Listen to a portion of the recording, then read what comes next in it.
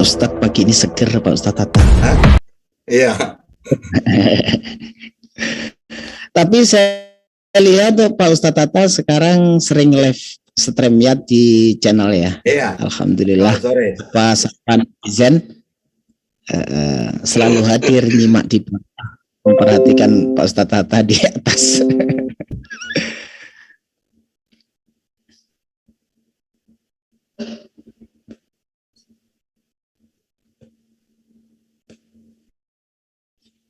Yang penting tetap jaga kesehatan Ustadz Tata.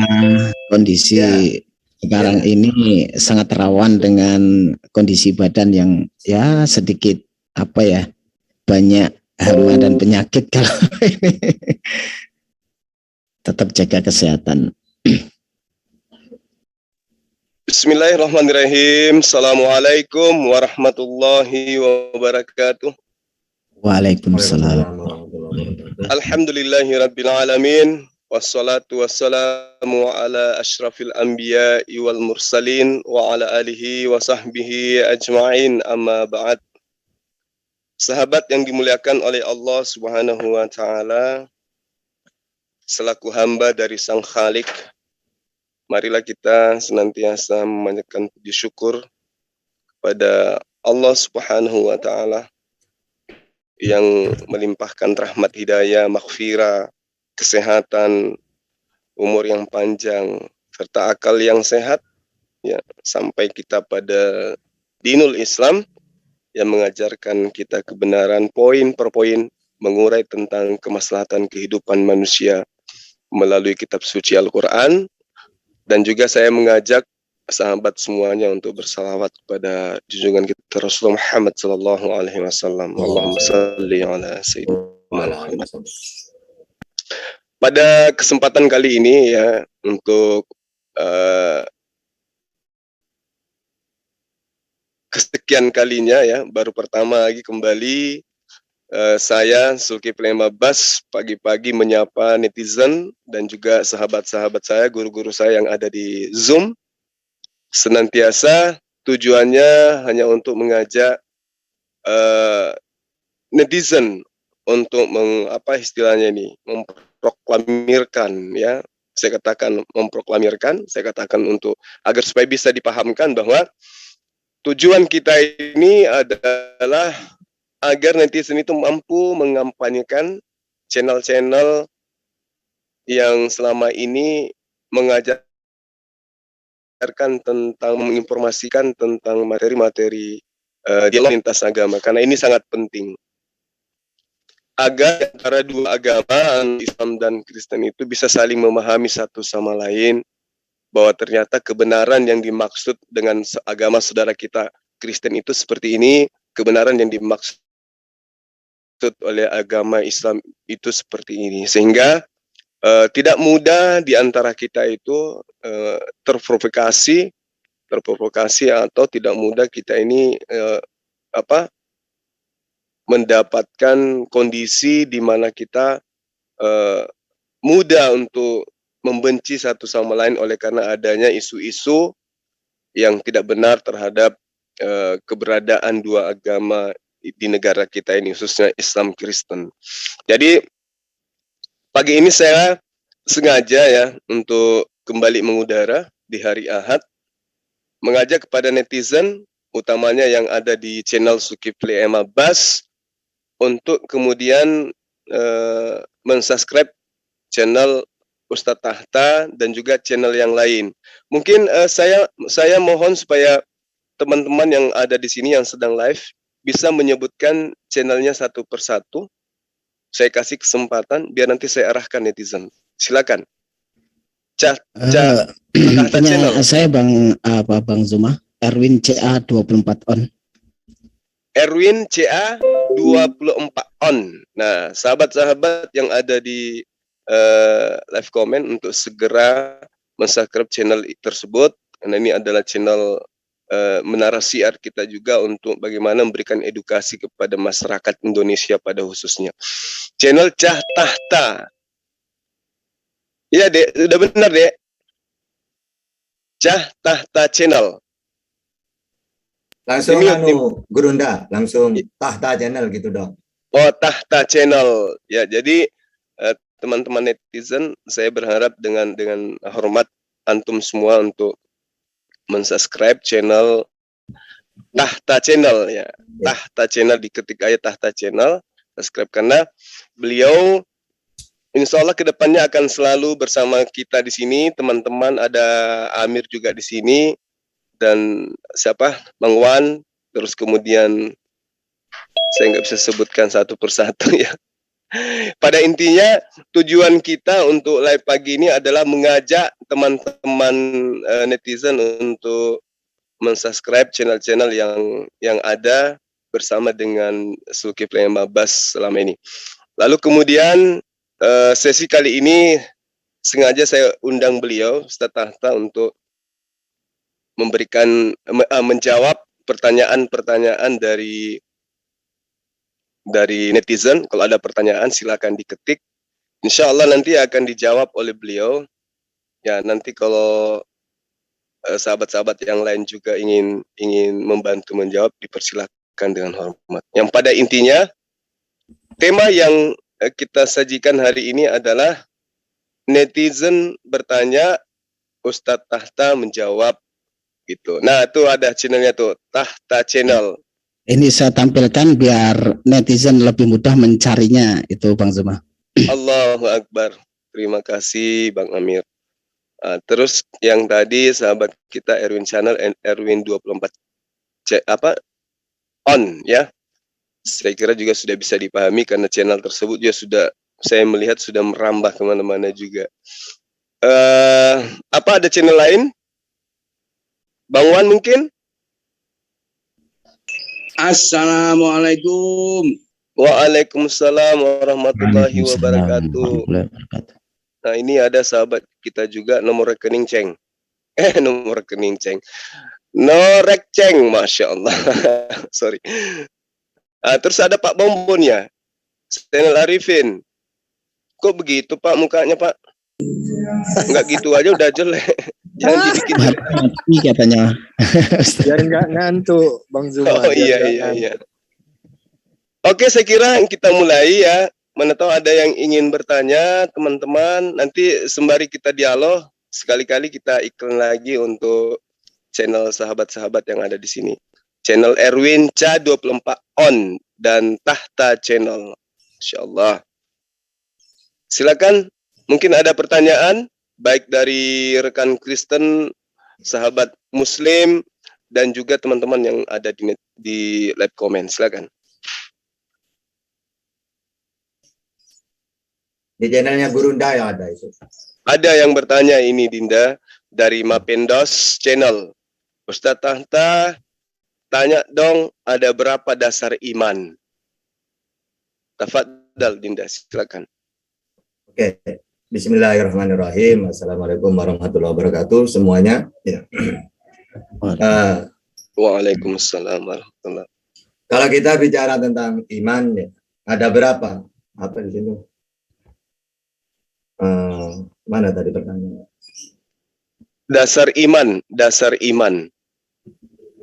Ya, kalau dasar iman ya, nanti kalau kita tahu definisinya, iman itu adalah percayanya hati pada apa yang dibawa oleh Nabi Muhammad dari Tuhannya, yaitu dari Allah. Walaupun itu gaib, atau yang sudah nyata, atau gaib. Maksudnya gaib itu seperti adanya surga, neraka, tetap kita harus iman, walaupun tidak pernah menyaksikan. Nah, nanti apa saja yang harus diimani? Ada 6 rukunnya iman ya. Iman kepada Allah, malaikat, utusan, kitab, terus qada dan qadar gitu. Nah, iman itu sendiri nanti untuk umatnya Nabi Muhammad itu terbagi. Ada yang tingkatan abid, ada yang tingkatan nanti apa ya? Tapi ini dalam pembagiannya ulama tasawuf biasanya. Imannya seperti kita itu ya seperti imannya orang apa ya? Masih rendah gitu ya. Ibaratkan buruh. Buruh itu kalau mau bekerja kalau dibayar gitu. Nah, iman kita seperti itu. Kita ini Tahta, kenapa kamu sholat? Ya, biar masuk surga gitu ya. Terus kenapa tidak bermaksiat? ya takut neraka gitu. Berarti ibaratkan buruh iman kita itu. Ya, mau bekerja kalau dibayar, saya katakan gitu. Ada tingkatan yang paling dasar, yang paling tinggi. Kenapa kamu ibadah? Ya, karena Allah itu layak disembah.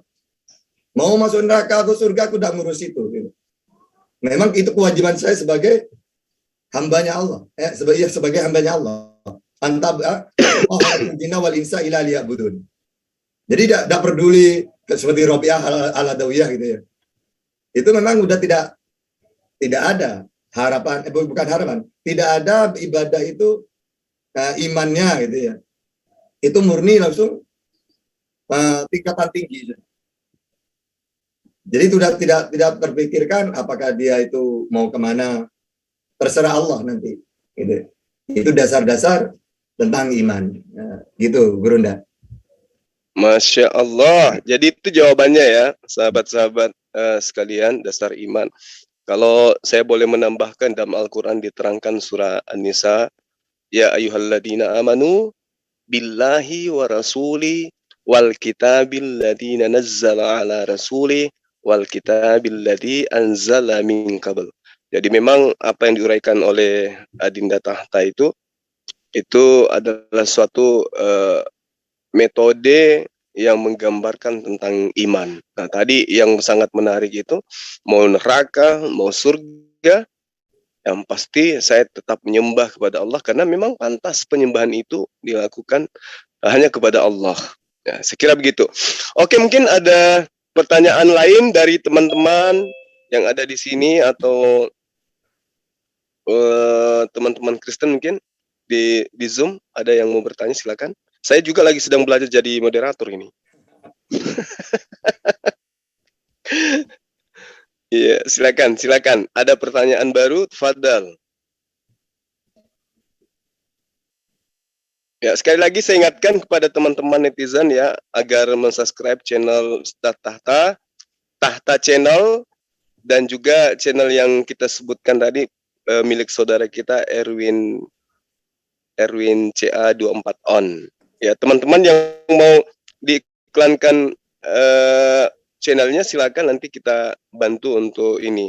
Bukan apa ya, saya mau agar setiap kita melakukan siar itu seluruh penduduk Indonesia khususnya Muslim itu mampu untuk mendengarkan ini karena ini sangat bermanfaat. Saya kemarin itu baru pulang dari kampung ya. Saya cerita sedikit ya, kebetulan saya lahir di sebuah tempat ya, pelosok lah dari Kota Makassar ini. Lahirnya di Desa Munte, Kecamatan Bone-Bone ya, Kabupaten Luwu, dulunya Luwu, sekarang menjadi Luwu Utara. Nah, di situ sudah banyak yang mengenal Zulkifli M. Abbas, Bang Suma, tapi mereka nggak tahu kalau ternyata Zulkifli M. Abbas itu adalah orang yang lahir di tengah-tengah mereka. Ya, ini sangat bermanfaat. Saya hanya ingin sahabat-sahabat, keluarga-keluarga yang ada di sana itu mengkampanyekan channel-channel kita supaya masyarakat di pelosok itu tahu tidak mudah terkena penyakit yang selama ini kita kenal penyakit kristenisasi ya. Banyak yang seperti itu. Karena itulah kemudian saya menginginkan agar channel-channel yang berafiliasi dengan MMCI, teman-teman yang lain itu bisa kemudian dengan mudah dan cepat agar banyak dikenal oleh masyarakat. Silakan, mungkin ada pertanyaan lagi.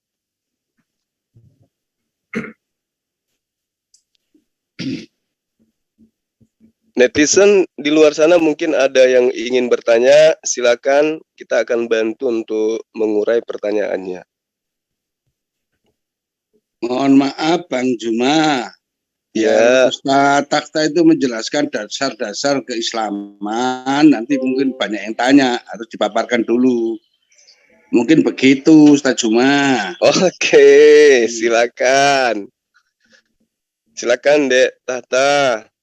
Tapi ini ada pertanyaan lagi nih, gimana tuh, dijawab aja dulu ya. Bukan pertanyaan sih, seirama dengan yang Abang inginkan gini. Mohon dijelaskan surah Al-Baqarah ayat 65 sampai ayat 66. Ini dari sahabat kita Anita Susanti. Silakan Adik Tahta. Al-Baqarah ayat 65 sampai ayat 66. Tunggu.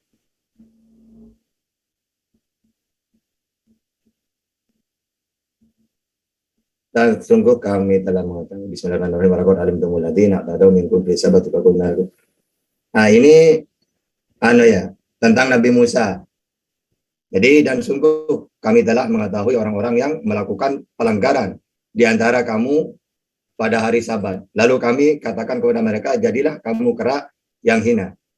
Faj'alnaha nakalan lima baina yadayha wa ma khalfaha wa mau'izatan lil muttaqin. Maka kami jadikan yang demikian itu peringatan bagi orang-orang pada masa itu dan bagi mereka yang datang kemudian serta menjadi pelajaran bagi orang-orang yang bertakwa. Jadi itu di Yahudi dulu ada kaum Ailah namanya. Mereka udah dikasih memang kalau ini kan Al-Qur'an ya, berarti saya harus jawab pakai Al-Qur'an. Sebenarnya orang Yahudi itu zaman dulu itu dikasih hari Jumat, tapi mereka tidak mau. Mereka milih sendiri hari Sabtu. Akhirnya oleh Allah diturutin. Tapi oleh Allah sangat diperketat. Ya, harus benar-benar digunakan hari Sabtu itu, hari Sabat itu. Nah, makanya banyak ujian. Ya, di antaranya mereka itu harus beribadah sebenarnya. Tapi Allah diuji dengan apa? Ikan waktu hari itu banyak gitu.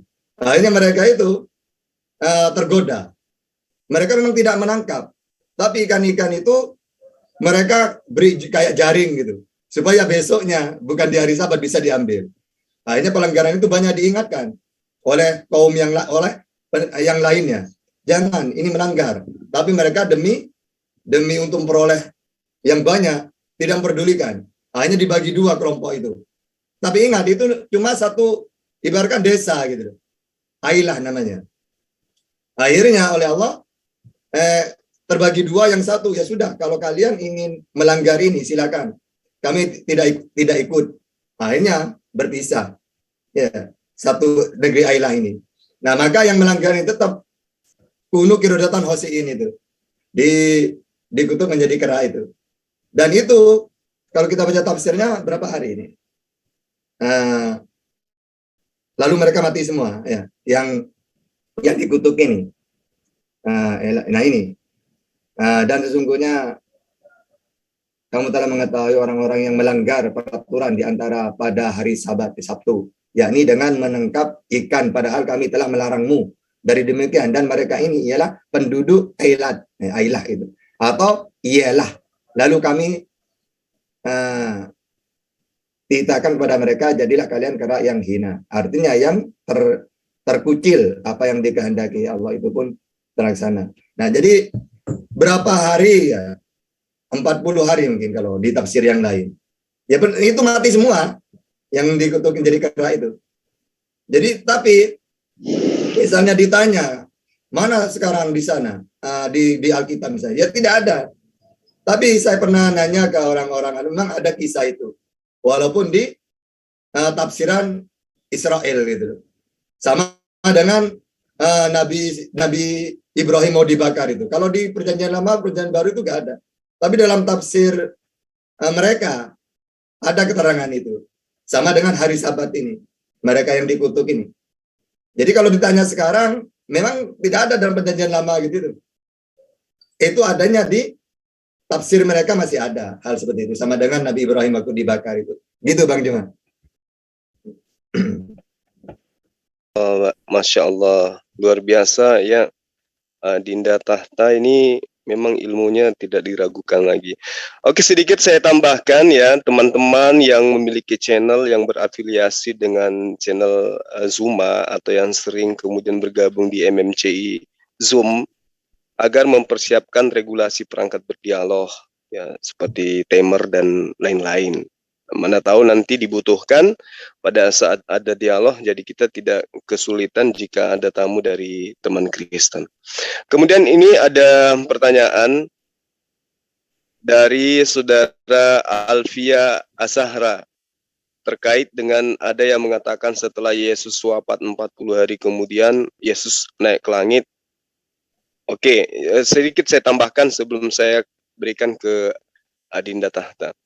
Jadi berbicara mengenai tentang cerita yang ada di dalam kitabnya teman Kristen tentang kenaikan Yesus ya ke langit, bukan ke surga ya, tapi ke langit. Tapi terjemahan Indonesia mengganti langit itu menjadi surga, padahal surga dan langit itu beda. Kalau surga itu paradeso, kemudian langit itu unaun.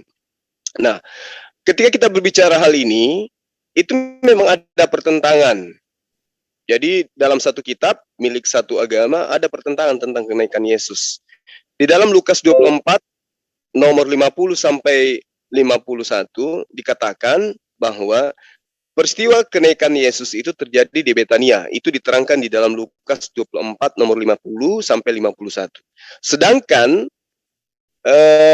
di Kisah Para Rasul 1 nomor 9 nomor 12 itu diterangkan kejadiannya di Bukit Zaitun, sementara antara Betania dan Zaitun itu berbeda tempat. Itu dari sisi tempat saja sudah berbeda. Entah yang mana yang benar, apakah di Betania atau di Zaitun. Lalu kemudian yang kedua dari sisi waktu. Nah, peristiwa kenaikan Yesus ketika kita lihat di dalam kitab Lukas itu terjadi setelah Yesus bangkit. Hari itu bangkit, hari itu juga dia terangkat ke langit. Ya, lagi-lagi bukan ke surga, ke langit. Ya, Uranun. Nah, lalu kemudian di dalam Kisah Rasul 1 nomor 3, di situ justru diceritakan bahwa Yesus itu tidak langsung terangkat ketika bangkit.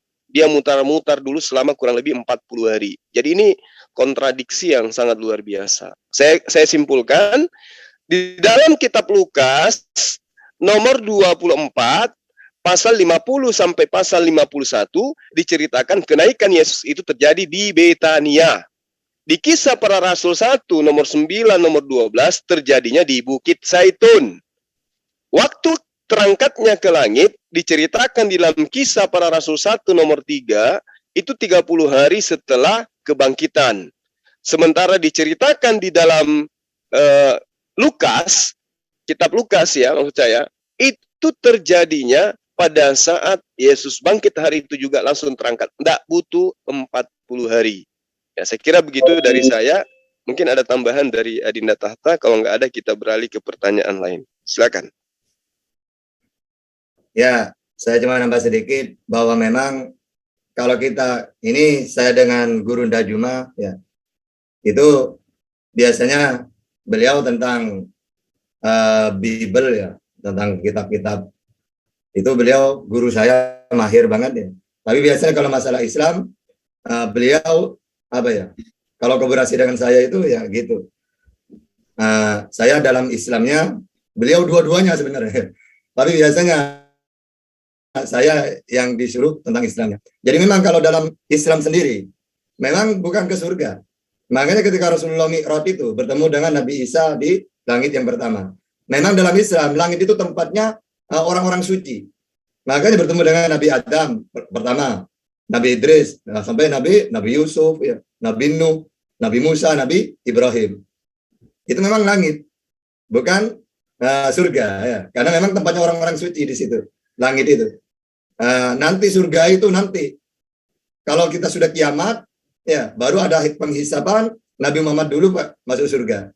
Lalu nabi-nabi setelah Nabi Muhammad. Lalu kaumnya Nabi Muhammad dulu, Islam. Jadi Islam itu umat ke belakang, tapi masuk surga lebih dulu. Nah sehingga surga belum ditempatin masih. Nah makanya Nabi Isa itu barrafa'ahullah wa ma qataluhu ma salabu walakin subbihalahum. Barrafa'ahullah, kan gitu ayatnya itu. Diangkat. Nah ini ke langit gitu. Gitu aja Gurunda. Nah. Allah luar biasa. Ya. Oke, sekali lagi kepada sahabat-sahabat netizen yang baru bergabung, silakan untuk men-subscribe channel Tahta Channel dan juga channel Erwin C4 CA24 on. Ini saya promosi aja ya, supaya dakwah kita itu bisa menyeluruh, bukan hanya dari 1 channel, 2 channel, 4 channel, tapi seluruh channel-channel muslim kalau bisa itu agar segera di-subscribe oleh sahabat-sahabat agar umat ini terbentengi dari gerakan-gerakan yang mengajak generasi Islam meninggalkan Quran. Oke, sahabat yang lain, ya mungkin ada pertanyaan lagi dari netizen. Di sini ada saudara Arjuna, kalau nggak salah beliau ini Kristen. Mana tahu ada pertanyaan atau ada ingin mau ditambahkan? Waktu dan tempat, silakan Mi. Kalau nggak ada, ini Bang Zuma dengan silakan Bang. Mau sedikit bertanya. Silakan. Terima kasih sebelumnya sudah mempromosikan channel saya. Ya alhamdulillah dengan adanya kajian-kajian seperti ini, insya Allah netizen yang dimana mungkin belum mengenal channel-channel dari Ustadz Tata juga bisa kembali saling mendukung. Ini Bang Zuma dengan Ustadz Tata, semakin seringnya pertanyaan-pertanyaan dari sahabat-sahabat kita Kristen menanyakan tentang Injil yang ada di dalam Al-Quran atau yang kita imani dari salah satu 4 kitab, mereka sering menanyakan tentang penjelasan itu. Nah, saya ingin juga mendapatkan penjelasan di sini supaya netizen yang selama ini mendengarkan Injil di mana atau yang ada di dalam Al-Quran. Nah, apakah sama yang disebut sama mereka itu Injil yang mereka pegang? Apakah yang mereka pegang itu benar-benar Injil yang diajarkan atau ajaran yang dibawa oleh Rasul Nabi Isa alaihissalam? Itu Bang Zuma dan Ustadz Tata. Silakan Dek, silakan. Kalau saya hanya titip ayat suci Al-Quran yang menerangkan bahwa wa ma ya'tihim min nabiyyin illa kanu bihi yastahzi'un. Yang perlu dipahami di sini adalah sebelum Kristen itu menyatakan diri sebagai pengikut dan pelanjut daripada gerakan Kristen gerakan Yesus kepada Bani Israel, itu ada kekuatan yang membentengi gerakan-gerakan Yesus, di mana dia pada saat Yesus datang, satu, Torah di situ diterangkan di dalam 1 Makabe 1 nomor 56, pada saat ada yang menemukan Torah itu dihancurkan, dihapuskan, dibakar dan seterusnya. Nah, jadi ketika 100 tahun kemudian muncul Yesus mengajak Bani Israel kembali ke hukum Taurat, nah, bingung nantinya di situ Torah yang mana gitu. Sementara informasinya Torahnya sudah dihancurkan. Lalu kemudian setelah Yesus mengajarkan tauhid, mengajarkan tentang menyembah kepada Allah, itu dihalangi oleh kekuatan yang menguasai tanah Yerusalem masa itu, yaitu kekuatan penganut ajaran pagan, kekaisaran Romawi yang menguasai tanah Yudea. Artinya yang nyampai hari ini itu bukan ajaran Yesus, yang sampai hari ini adalah ajaran penguasa. Dan itu kita bisa lihat bagaimana kalau kita bertanya kepada mereka, adakah Yesus pernah berkata langsung kepada Lukas, adakah Yesus pernah berkata langsung kepada Paulus dan seterusnya, sehingga kitab catatan-catatan mereka dijadikan sebagai kitab lalu dikatakan sebagai Injil. Saya kira itu tambahan sedikit dari saya. Silakan Dinda Tahta. Ya, Bismillahirrahmanirrahim. Jadi memang ini sudah sering ada pertanyaan ya, karena di Al-Quran ada menyebutkan Injil gitu ya. Misalnya, nazzala alaikal kitab bil haqqi musaddiqan lima baina wa anzala taurat wal injil. Ya, jadi nazzala alaikal kitab ya. Jadi Al-Quran itu diturunkan beransur-ansur karena nazzala. Kalau wa anzala taurat wal injil itu sekaligus, karena anzala itu bedanya. Nah, terus Injil dan Al-Quran itu yang mana? Al-Quran itu menceritakan bahwa kami umat Islam harus beriman kepada kitab-kitabnya Allah. Maksudnya beriman di situ, percaya bahwa sebelum Nabi Muhammad ada utusan. Dan utusan itu juga diberi kitab. Makanya wajib kita imani. Seperti di surat Al-Baqarah. Walladzina yu'minuna bima unzila ilaika wa ma unzila min qablik.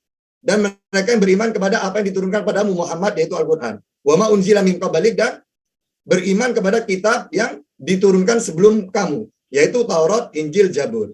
Nah terus, Injil itu yang mana? Nah maksudnya, Taurat kepada Musa, dulu ada. Terus Injil kepada Nabi Isa. Buktinya Isa juga mengakui dalam Bible segala firman yang kau sampaikan kepadaku telah kusampaikan kepada mereka. Terus apa yang kusampaikan sesuai apa yang difirmankan oleh Allah kepadaku. Hanya sayangnya bedanya dengan Islam, kalau Nabi Isa tidak ada yang nyatat, tidak ada yang hafal.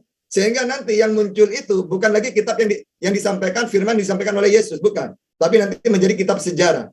Lukas, Yohanes, Markus, Matius itu menulis tentang sejarah tentang Yesus gitu. Ini bukan yang dimaksud di dalam Al-Quran. Karena Injil dalam Al-Quran itu maksudnya apa? Firman atau wahyu yang diberikan kepada Yesus, kepada Nabi Isa. Sehingga walaupun artinya apa? Evangelion atau apa, kabar baik. Memang kabar baik. Uang itu para nabi itu membawa wahyu, menerima wahyu. Lalu ibaratkan kabar baik itu disampaikan kepada umatnya. Sehingga Injil yang mana itu? Nah, uang dulunya memang tidak ada yang hafal, tidak ada yang mencatat. Karena dia ditolak dengan umatnya. Aku diutus hanya kepada domba-domba yang hilang dari Israel. Mereka menolaknya. Sehingga tidak seperti Islam. Kalau Islam turun langsung dihafal, bahkan hafal rata-rata hafal sahabat. Nanti ketika di zamannya Abu Bakar baru dibukukan. Ya, apa yang mereka hafal. Nah, kalau Injil, ya, mana Injil itu? Nah, uang memang ditolak dia, gitu ya. Sehingga untuk mencari segala firman yang kau sampaikan kepadaku, telah kusampaikan ini, udah musnah. Ya, walaupun ada, tapi tidak ketahuan. Kalau Al-Quran kan firman yang Allah yang diberikan kepada Nabi Muhammad, jelas. Semuanya, yaitu Al-Quran itu semuanya, udah dari awal sampai akhir, itu firman-Nya Allah. Nah, kalau segala firman yang kau sampaikan kepadaku ini tidak ada yang hafal, sehingga mungkin ada juga, tapi apa? Tidak sepenuhnya. Kalau memang diarahkan ke Islam, mungkin ini sanad-sanadnya tidak jelas. Ya, walaupun benar, karena memang ketika ada orang bertanya kepada Rasulullah, bagaimana kita menyikapi Taurat misalnya? Jangan kau imani 100%, karena bagaimanapun itu ada perubahan, terutama sifat-sifatnya Rasulullah dihapus. Tapi jangan kamu ingkari 100%, karena bagaimanapun itu awalnya firman Tuhan. Tidak mungkin kan semuanya terhapus, kan gitu. Begitu juga Injil ya gitu. Walaupun ini paling parah Injil. Karena apa? Karena memang ditolak beliau. Kalau Musa kan diterima, masih ada yang menerima. Banyak kaumnya. Kalau Isa memang ditolak, sehingga lebih parah lagi musnahnya Injil itu. Ya, cuma gitu dalam Islam itu. Kalau dicari yang asli yang mana Injil itu. Nah, sehingga memang kita dalam sejarah kan beliau ditolak gitu. Tidak ada yang hafal. Beda dengan Al-Quran. Memang dihafal gitu. Sehingga benar-benar, dan Allah sudah berjanji hanya Al-Quran yang dijaga. Inna nahnu nazzalna dzikra wa inna lahu lahafidun. Nah, kalau kitab yang lain misalnya tidak ada atau tidak ketahuan asli atau enggaknya, memang Allah tidak pernah mengatakan inna nahnu nazzalna Taurat wal Injil wa inna lahu lahafidun. Tidak ada seperti itu. Ya gitu, Gurunda Juma ya. Oke. Ya, saya tambahkan sedikit lagi ya, Bang. Bang Amir. Bang Erwin, karena ini juga sangat penting karena saya pun sering mendapatkan pertanyaan. Ya, sengaja saya mengurai lebih awal tadi. Jadi begini, di dalam kitabnya mereka sendiri, bahkan mereka mau tidak mau harus mengakui bahwa kaum di mana Yesus itu diutus adalah kaum yang gemar memperolok-olok Nabi. Nah, salah satu cara mengolok-olok Nabi adalah merubah-rubah daripada firman yang Allah beri wahyukan kepada para nabi tersebut. Bagaimana kemudian ketika Nabi Musa memperlihatkan begitu banyak mujizat, tapi tetap saja mereka itu memperlihatkan ketegar-tengkukannya. Bahkan Nabi Musa mengatakan, sedangkan aku masih hidup, ada di tengah-tengah kalian, kalian memperlihatkan pembangkanganmu kepada Tuhan, apalagi nanti setelah aku mati. Itu banyak diterangkan dalam kitab mereka. Keluaran 33 nomor 3, Keluaran 33 nomor 5, Keluaran 34 nomor 9, Ulangan 9 nomor 6, Ulangan 9 nomor 13, Ulangan 10 nomor 16, Ulangan 31 27, Hakim-Hakim 2 nomor 19, Hakim-Hakim 2 nomor 2. Banyak ayat yang menerangkan bahwa orang Israel itu, Yahudi itu memang adalah umat tegar tengkuk, pembangkang. Mereka sangat cinta terhadap pembangkangan kepada Tuhan. Padahal diutus beberapa nabi kepada mereka. Nah, bagaimana dengan Yesus? Ketika dia datang, membawa ajaran hikmat Injil. Apakah diterima? Sedangkan Musa saja yang memerdekakan mereka dari perbudakan, mereka permainkan. Apalagi Yesus. Yesus memerdekakan Bani Israel dari apa? Nggak ada. Terus apa jasa Yesus kepada mereka? Juga nggak ada.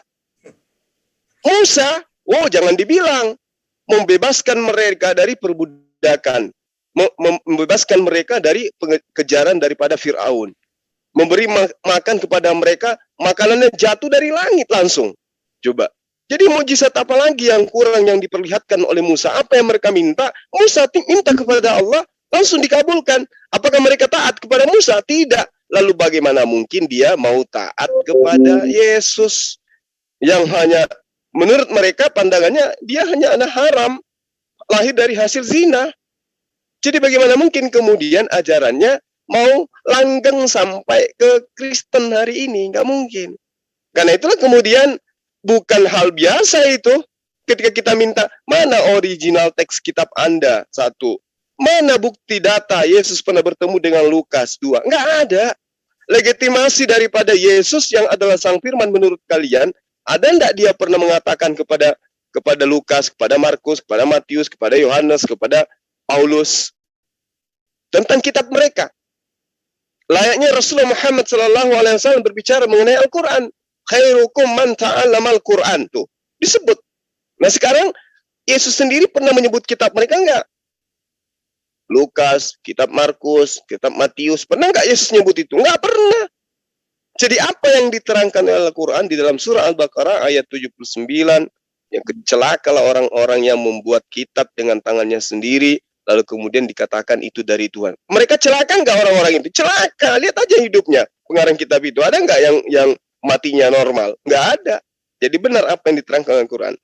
Mungkin begitu Adinda Tahta, terima kasih. Kembali saya ingin promosi lagi tentang channel kita supaya semakin diminati dan siar agama ketika kita berdialog tentang lintas agama itu bisa merambah sampai ke pelosok sana dengan teman-teman netizen mengempanyekan channel-channel kita. Allah. Jadi sahabat netizen tolong ya, supaya di-subscribe, diajak tetangga, anak, teman, keluarga, kenalan, promosikan channel-channel kita. Ini Bang Zuma, kayaknya kalau Bang Zuma yang menyampaikan tuh kayaknya kita nggak ini ya, malah nggak lega sih. Karena gini, untuk pagi ini Bang Zuma dan Ustadz Tata kita narasumber ya.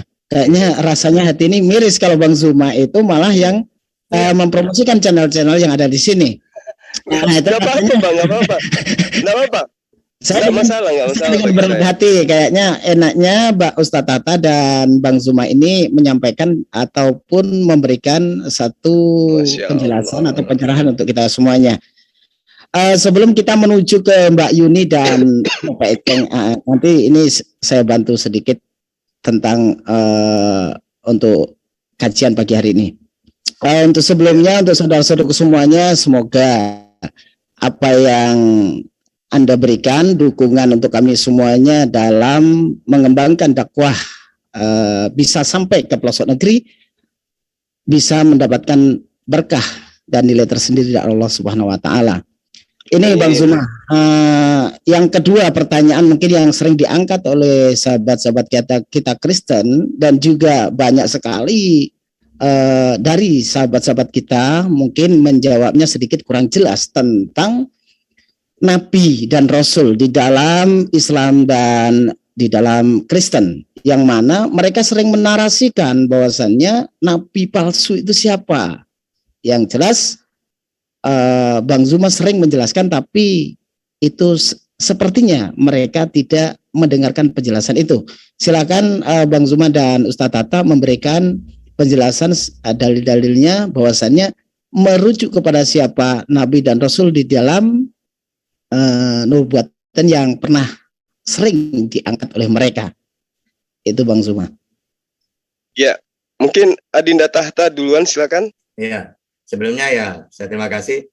Memang Bang Erwin memandu kami ya, karena beliau itu guru kita, Ustadz Juma ya. Guru Nda. Jadi kalau beliau terlalu capek biasa aja. Santai riwayat. Maka masalah pertanyaan kalau bisa Bang Erwin juga ngontrol channelnya Bang Juma, nanti kalau ada yang bertanya biar enak. Jangan Bang Jumanya, itu gurunda kita. Gak enak. Oke. Saya dengan Gurunda Juma ini, beliau adalah guru saya ya, mulai dari dulu, udah lama. Sehingga kalau ada orang ngefans ke Bang Juma, itu pasti seharusnya saya lebih dulu gitu. Karena aku kenal beliau itu dari zaman FB dulu ya. Makanya saya punya kaosnya beliau ini, Gurunda Juma. Karena menurut saya cemburu kalau ada orang ngefans ke beliau, saya tidak diketahui. Padahal saya yang dulu lama banget. Ya, hampir 10 tahun mungkin kenal beliau. Iya, betul. Iya, sama-sama gitu. Jadi beliau bagi aku guru juga sudah tanggap abangku, dan beliau dengan ikhlas. Guru kungfu tapi. Oke. Nah, jadi saya dengan Islam dulu. Jadi memang kalau Nabi dan Rasul, kalau kita pakai versi non-Muslim ya, itu nanti Bang Juma juga akan menjelaskan saya sedikit. Tapi kalau Islam lebih jelas, ya, Nabi dan Rasul ada definisinya. Nah, kalau mereka nanti gimana? Karena mereka sendiri memakai Rasul, Nabi, itu cuma ikut-ikut Islam kan. Nah, sehingga saya menjelaskan pakai Islam itu. Jadi Nabi itu dari lafaz naba. Naba itu orang yang menerima berita dari Allah, yaitu wahyu. Naba, amma yatasaalun anin naba'il azim, surat An-Naba. Maksudnya orang yang kalau secara arti orang yang menerima berita dari Allah, yaitu wahyu. Nah, bedanya dengan Rasul, kalau Nabi yang menerima saja, tidak wajib disampaikan kepada orang lain. Misalnya contohnya Nabi Khidir. Nabi Khidir itu Nabi, menerima wahyu, tapi tidak wajib disampaikan kepada umatnya, kepada orang lain. Kalau Rasul, pasti Nabi. Nabi belum tentu Rasul. Kalau Rasul, orang yang diberi wahyu atau firman-Nya Allah, dan wajib disampaikan kepada umatnya. Maka pasti punya umat kalau Rasul. Gitu. Nah, nanti nabi-nabi palsu gitu ya. Ya memang setiap para utusan diutus, setelah selesai, biasanya ada orang yang ingin menyesatkan. Makanya di zamannya Nabi Muhammad ada Musailimatul Kadzdzab. Ya, itu nabi palsu, ngaku nabi, Musailimatul Kadzdzab. Juga ada Abdullah bin Sabah. Itu penyesat juga. Nanti setelah Yesus, tidak ada di zaman Yesus, ada penyesat itu. Hati-hati, akan ada penyesat, akan ada nabi palsu, akan ada penyesat. Mereka waktunya sudah dekat. Nah, berarti kadang-kadang orang-orang sebelah mengatakan nabi palsu itu Muhammad yang dimaksud Yesus. Oh tidak, karena di situ ayatnya waktunya sudah dekat. Berarti tidak mungkin 600 tahun kemudian, tidak mungkin. Sama dengan yang dikatakan nabi itu pasti setelahnya. Seperti Rasulullah wafat, langsung muncul Musailimatul Kadzdzab ini. Sama seperti Yesus, ketika diangkat, maka muncullah nabi-nabi palsu ini. Maksudnya apa? Orang ingin merusak ajaran tauhid, menjadi apalah terserah. Makanya setelah Yesus tidak ada, umatnya terbagi 3. Ada Yakubiyah, ada Nasturiyah, ada yang imannya masih lurus. Nah, sehingga nanti Bang Juma yang menjelaskan masalah ini. Sehingga memang kalau kita baca nubuatnya, baik dalam Bible, akan ada penyesat, waktunya sudah dekat. Pasti bukan ratusan tahun kemudian, setelahnya. Minimal 100 tahunan ke atas, ke bawah. Tidak mungkin 600 gitu. Sehingga jelas kalau kita baca sejarah melalui Islam pun sama. Ada penyesat-penyesat. Seperti ya Musailimatul Kadzdzab gitu itu. Nah gitu ya. Jadi kalau Islam ditanya Nabi dan Rasul punya definisi. Tapi kalau kita pakai mereka, ya mungkin bingung mereka sendiri. Ya, apa itu Nabi, apa itu Rasul. Karena mereka ikut-ikutan memakai lafaz ini, kalimat Rasul dan Nabi ini, walaupun mereka tidak tahu apa maksudnya. Nah, kalau Islam jelas gitu. Oke, silakan Gurunda Juma. Baik, jadi Al-Quran menerangkan begini. Maka Muhammad menyebut nama, menyebut oknum.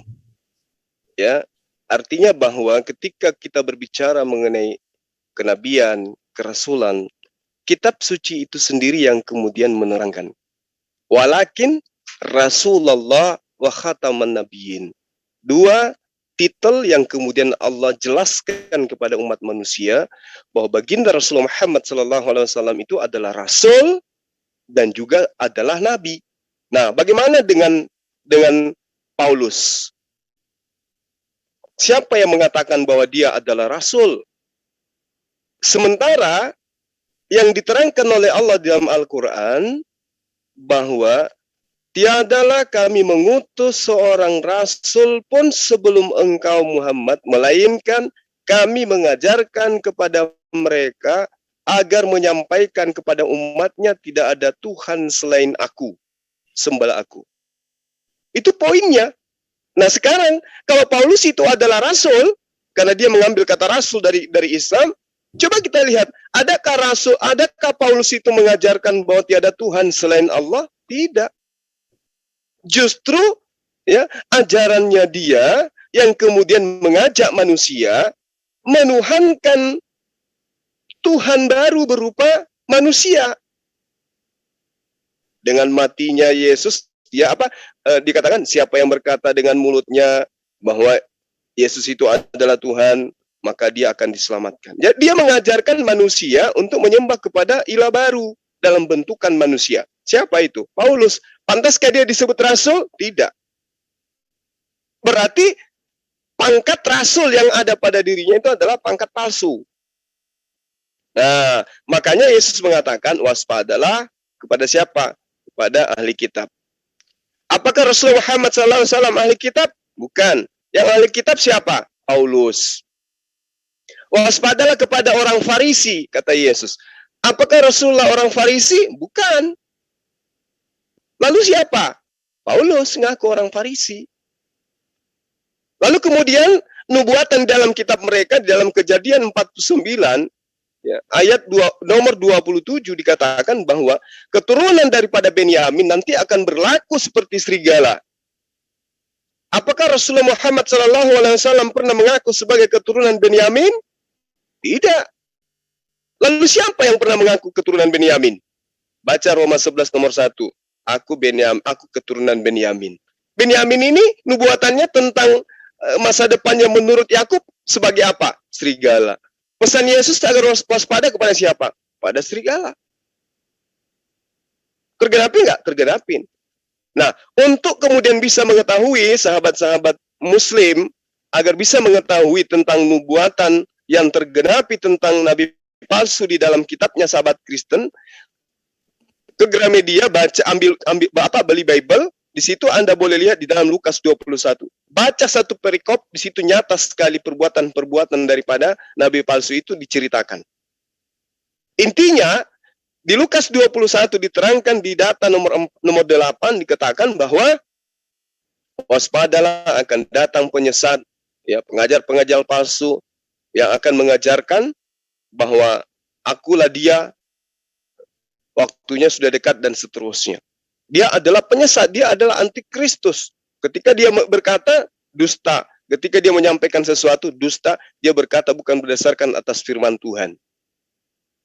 Di situ jelas. Jadi di Lukas 21 itu diurai. Antikristus itu pertama akan melakukan ini. Menangkap kamu, menyesah kamu, melaporkan kamu di rumah-rumah ibadat, memenjarakan kamu.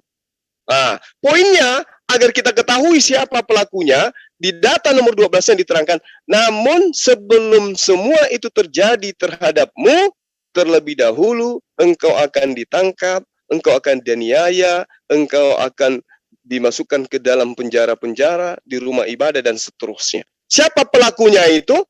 Lain dan tidak bukan adalah Paulus. Yang menangkap murid Yesus siapa? Paulus. Yang menganiaya murid Yesus siapa? Paulus. Yang mengaku Yesus itu adalah dia sang pencipta langit dan bumi siapa? Paulus. Jadi kena di situ. Jadi kalau kita berbicara mengenai nubuatan nabi palsu, karena di dalam 1 Yohanes 2, ya, nomor 17, nomor 18 diterangkan bahwa penyesat itu memang berasal dari tengah-tengah kita.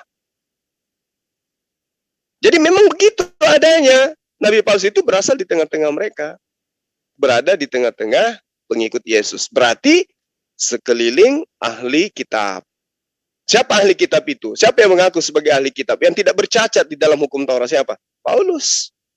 Nah, kita lihat buahnya nih sekarang. Ajaran mana yang sok suci tapi mengajarkan menyembah kepada sesamanya manusia? Ajaran mana tuh? Ajaran mana?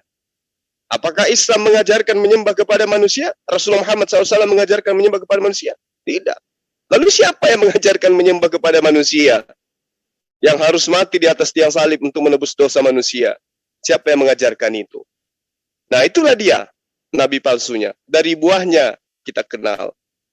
Karena tidak mungkin kemudian para nabi dengan susah-susah mengajarkan tauhid, sampai mereka harus berperang, sampai mereka harus berkorban, ya. Lalu kemudian endingnya ternyata Tuhan itu bisa merubah diri menjadi manusia, mati di atas tiang salib, dibunuh oleh manusia. Nggak mungkin itu. Dan itu tidak ada kemudian nabi yang pernah mengajarkan demikian adanya. Nggak pernah. Hanya kemudian pengajar palsu lah yang kemudian menyusupkan ajaran-ajaran pagan Romawi Yunani yang menyatakan bahwa Tuhan dilahirkan, dibunuh, kemudian terangkat ke langit atau ke surga. Ya, ini yang perlu sahabat-sahabat pahami dengan baik. Intinya nabi palsu itu jelas.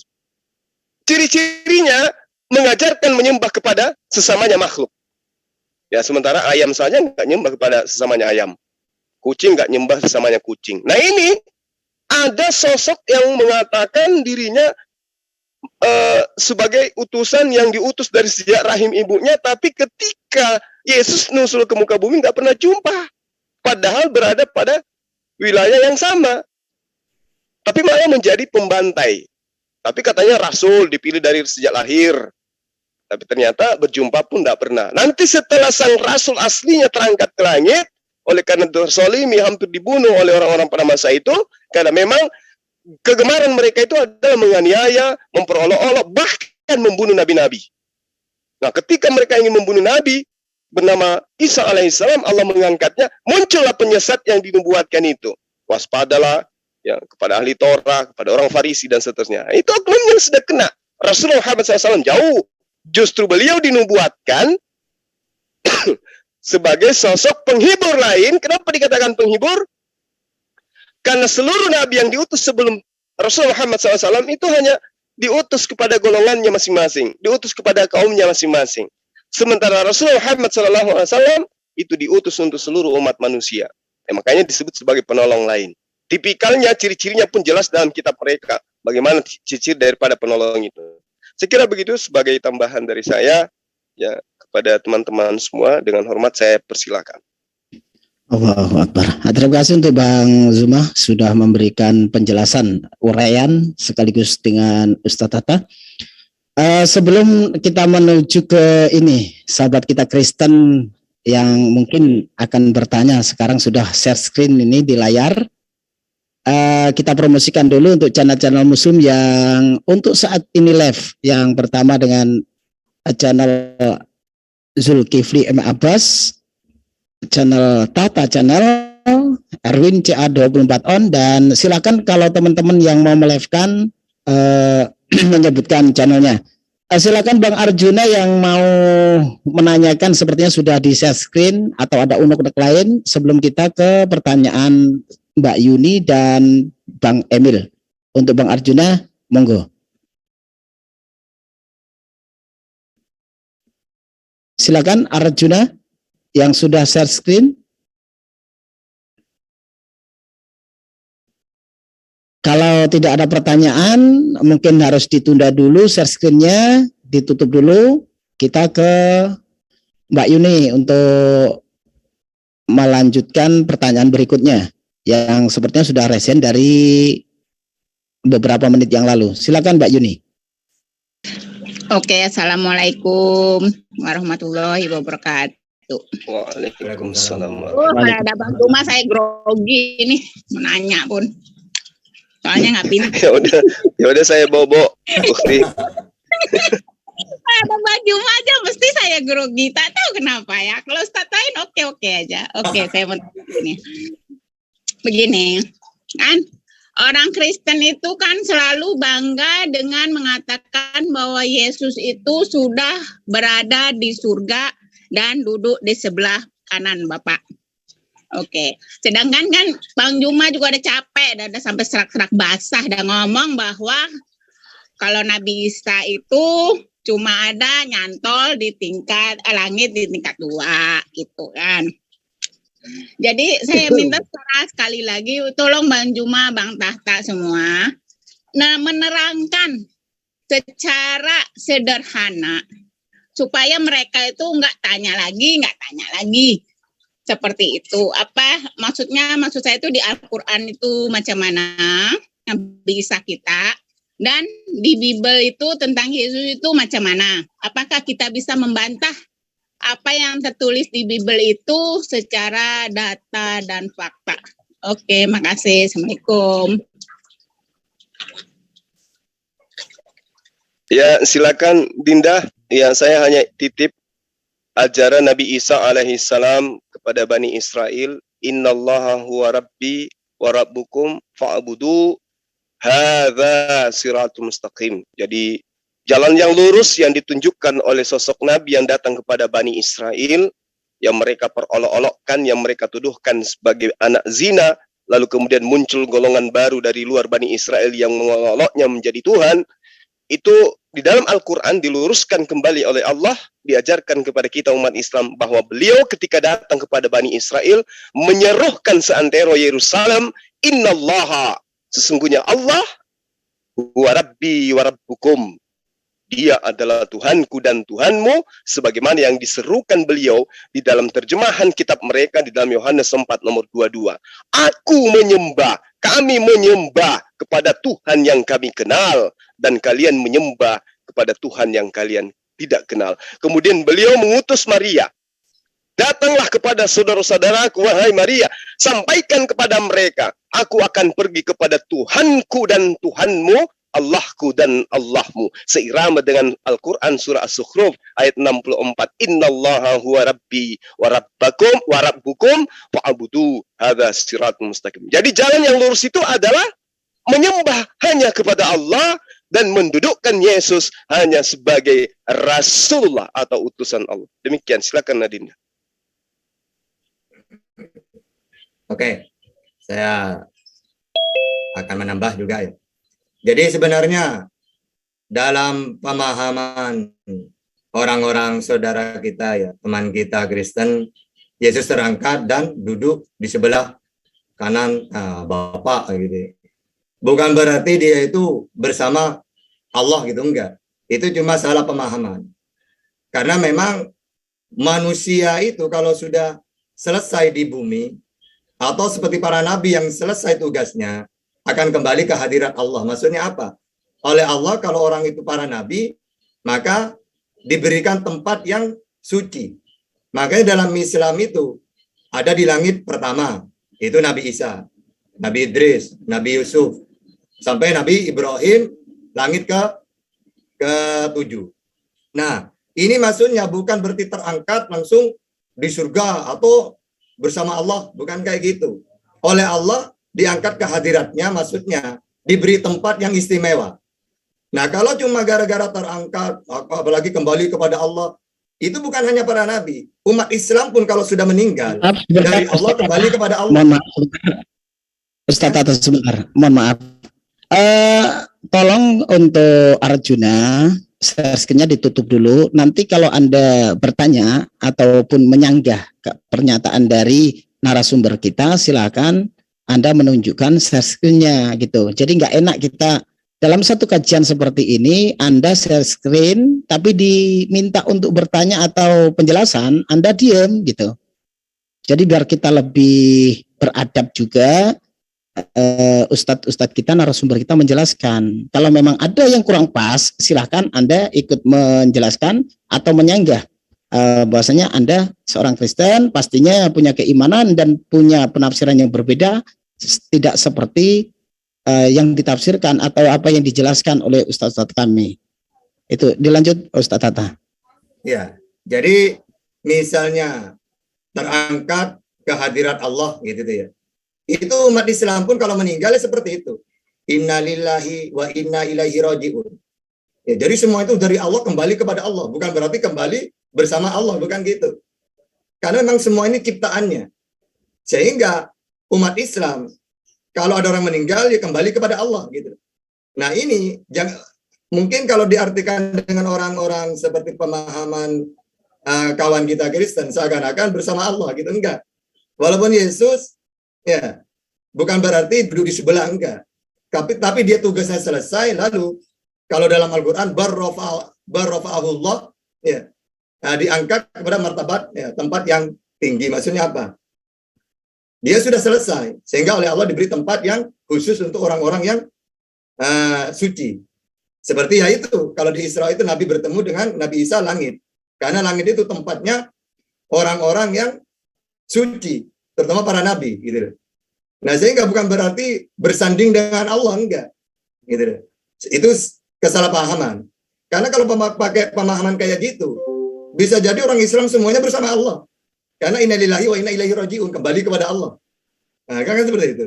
Sehingga itu cuma salah pemahaman. Dan seperti Guru Juma, semua para nabi itu sama seperti kita, ada masalah keimanan, tauhid. Jadi jalan yang lurus itu pasti itu. Ya. Yaitu menyembah Allah pertama. Karena memang akhirul kalam, maka akhirul kalam la ilaha illallah dakhalal jannah. Ya. Sehingga Yesus masuk surga. Kenapa? Karena mentuhankan Allah. Nah, kita juga kalau mentuhankan Allah, ya sama tempatnya di surga. Nah, kalau seorang nabi di surga, ya wajar. Memang surga itu diciptakan bukan untuk Tuhan, tapi untuk makhluk, yaitu manusia. Ya. Dan tempatnya kita semua yang menyembah kepada Allah. Itu jalan yang lurus pasti. Sehingga Yesus jalan yang lurus. Ya, gitu ya. Maksudnya apa? Bang Tata, boleh nggak saya potong sebentar? Iya, silakan. Saya tanyakan itu, adakah ayat yang di Bible itu yang menyatakan bahwa Yesus itu sekarang sudah ada di surga dan duduk di sebelah Bapa? Yang itu maksud saya itu bisakah kita sangkal dengan data dan fakta kita? Oke, silahkan. Oke. Nah, itu sudah dibantah dengan Guru Juma dari dulu. Jadi bukan di surga. Ya, oranon kayak gitu ya. Atau sama apa itu nanti Bang Juma. Maksudnya apa? Memang sesuai dengan hadis di langit. Gitu. Makanya mereka itu tidak bisa membedakan mana surga, mana langit. Padahal ayat teks aslinya ke langit. Gitu. Bukan surga. Karena surga itu kalau kita pakai Islam juga belum ditempatin. Maksudnya Nabi Muhammad dulu. Ya, makanya sebelum Nabi Muhammad masuk, tidak ada yang bisa. Gitu. Baru setelah Nabi Muhammad, nabi-nabi sebelumnya seperti Nabi Isa, Nabi Musa, setelah para nabi yang lain, baru umatnya Nabi Muhammad. Lalu umatnya nabi-nabi, jadi gitu urutannya. Makanya kata Bang Juma itu, ya, beliau sering menjelaskan apa namanya, orang non atau apa gitu. Nanti Bang Juma menjelaskan. Itu memang sesuai dengan Islam udah. Ke langit itu, bukan ke surga. Gitu ya. Mungkin Bang Juma bisa menjelaskan. Iya, makasih. Jadi gini, Ukhti, di dalam Kisah Para Rasul 11, Kisah Para Rasul 1 nomor 11, di situ ada ada 3 tempat ya disebut ya, penyebutan tempat 3 kali di situ ya. Berkatalah mereka, hai orang-orang Galilea, mengapa kamu berdiri melihat ke langit? Tuh, 1, mengapa kamu berdiri melihat ke langit? Yesus ini yang terangkat ke surga, meninggalkan kamu akan datang kembali dengan cara yang sama seperti kamu melihat dia naik ke surga. Nah, yang di kalimat pertama mengatakan, mengapa hai orang-orang Galilea, mengapa kamu berdiri melihat ke langit? Yesus ini yang terangkat ke surga. Padahal kata langit dan surga dalam bahasa Greek-nya itu sama, bahasa original teks kitab mereka itu sama. Sama-sama menggunakan kata uranon itu. Hai orang-orang Galilea, mengapa kamu berdiri melihat ke uranon? Yesus yang terangkat ke uranon itu meninggalkan kamu dan datang kembali dengan cara yang sama ketika kalian melihat dia naik ke uranon. Kok berubah-berubah? Padahal original teksnya sama-sama mengatakan kata itu, tapi berubah menjadi langit, berubah menjadi surga. Nah, data yang sebenarnya kalau kita mau melihat secara akal sehat, di dalam kitab mereka dalam bahasa Aram itu tidak dikatakan sebagai geneta, tetapi diterangkan sebagai kata samayo. Samayo artinya langit, bukan surga, bukan geneta. Begitu juga kalau kita masuk ke dalam bahasa Arabnya sama. Diterangkan di situ sebagai langit. Ya, sama. Bukan diterangkan sebagai jannah. bahasa Arabnya sama, artinya langit, bukan jannah di situ. Nah, kalau kita masuk ke dalam bahasa Ibrani, apalagi yang diterangkan? Sama juga, diterangkan dalam bahasa Ibrani sama yim, artinya langit. Kalau surga dalam bahasa Ibrani itu ada gan. Gan Eden artinya surga di Eden, gitu, atau taman di Eden, jannah, taman. Jadi bukan kesalahan. Jadi cara-cara yang mereka gunakan kemudian untuk mengatakan Tuhannya sudah ada di atas di surga, itu adalah cara yang ketahuan bahwa mereka hanya ingin melakukan sesuatu yang tidak benar terhadap umatnya sendiri. Nyata di dalam bahasa Ibrani, Yesus terangkat kemana? Ke Samayim, bahasa Ibrani. Apa itu? Langit. Di dalam bahasa Arab, ya, diterangkan naik ke atas sama. Artinya apa? Langit, bukan jannah. Lalu kemudian bagaimana dengan bahasa Greek, bahasa Yunani yang mereka katakan sebagai firman Tuhan? Di situ dikatakan oranon. Berarti oranon itu artinya apa? Langit. Tuh, bukannya surga, bukan. Kalau surga itu paradiso atau parados. Ya, paradesos. Paradesos itu baru surga. Kalau diterangkan di situ auranon, berarti itu langit. Nah, berarti selama ini mereka didoktrin bahwa Yesus itu terangkatnya ke surga, ke paradesos. Padahal yang sesungguhnya menurut kitab asli mereka, menurut kitab mereka yang berbahasa asli Yunani, mengatakan Yesus terangkatnya ke langit. Kalau di langit mah umat Islam juga mengimani. Semua nabi juga ada di langit. Ya. Lalu kemudian terkait dengan ini saya tambahkan sedikit ya. Kalau kita ingin melihat narasi yang dibangun di dalam kitabnya mereka, misalnya di dalam Lukas 4, ya coba ditelaah pelan-pelan. Di dalam Lukas 4 yang ingin dijajakan di sini adalah mereka ingin menjual Yesus dengan mengatakan Yesus itu sebagai anak Tuhan. Itu poin. Iblis ketika mencobai Yesus, yang mereka ingin jajakan di sini adalah iblis pun tunduk kepada Yesus. Kenapa? Karena Yesus itu adalah anak Tuhan. Karena itulah kemudian anak Tuhan harus Tuhan. Anak ayam harus ayam. Anak manusia harus manusia. Anak Tuhan kudu Tuhan, kata mereka. Ini yang mereka ingin jajakan. Tapi kita yang belajar tentang Kristolog tidak diam. Ketika diterangkan oleh kitab mereka Lukas 4, wahai Yesus, jika engkau adalah anak Tuhan, maka tentang anak Tuhan ada tertulis poin-poin tentang anak Tuhan. Apa poin-poin itu, kata iblis? Jika engkau betul adalah anak Tuhan, wahai Yesus, suruhlah batu ini menjadi roti. Ya toh? Atau kalau engkau adalah anak Tuhan di dalam Matius, katakan, jika engkau adalah anak Tuhan, maka jatuhkanlah dirimu ke bawah. Karena ada tertulis, Tuhan akan mengirimkan malaikat-malaikatnya untuk melindungi engkau agar melindungi engkau menatang engkau di tangannya agar kakimu tidak terantuk kepada batu. Buang dirimu ke bawah, sebab ada tertulis mengenai anak Tuhan. Tuhan akan memerintahkan malaikatnya untuk melindungi engkau, dan mereka akan menatang engkau di tangannya agar kakimu jangan sampai kena batu gitu. Jatuhkan dirimu dari monas ke bawah. Karena kalau engkau betul-betul adalah anak Tuhan, maka Tuhan Bapakmu akan datang dengan akan mengirim malaikat untuk supaya malaikatnya menolong engkau agar kejatuhanmu tidak sampai ke bawah lantainya, ke bawah halaman daripada Monas. Itu bahasa logikanya. Nah, apakah betul ada tertulis tentang ini? Ada. Adinda Tahta menjelaskan, mengajarkan ke saya. Ada, Bang Suma. Di dalam Mazmur 91 itu diterangkan. Sebab mengenai anak Tuhan, Tuhan menerangkan, sebab Tuhan adalah tempat perlindunganmu yang maha tinggi, telah kau buat tempat perteduhanmu, dan malapetaka tidak akan menimpahi kamu, dan tulah tidak akan mendekati kepada kemahmu, sebab malaikat-malaikatnya akan diperintahkannya kepadamu untuk menjaga engkau di jalanmu. Mereka akan menatang engkau di atas tangannya supaya kakimu jangan terantuk kepada batu.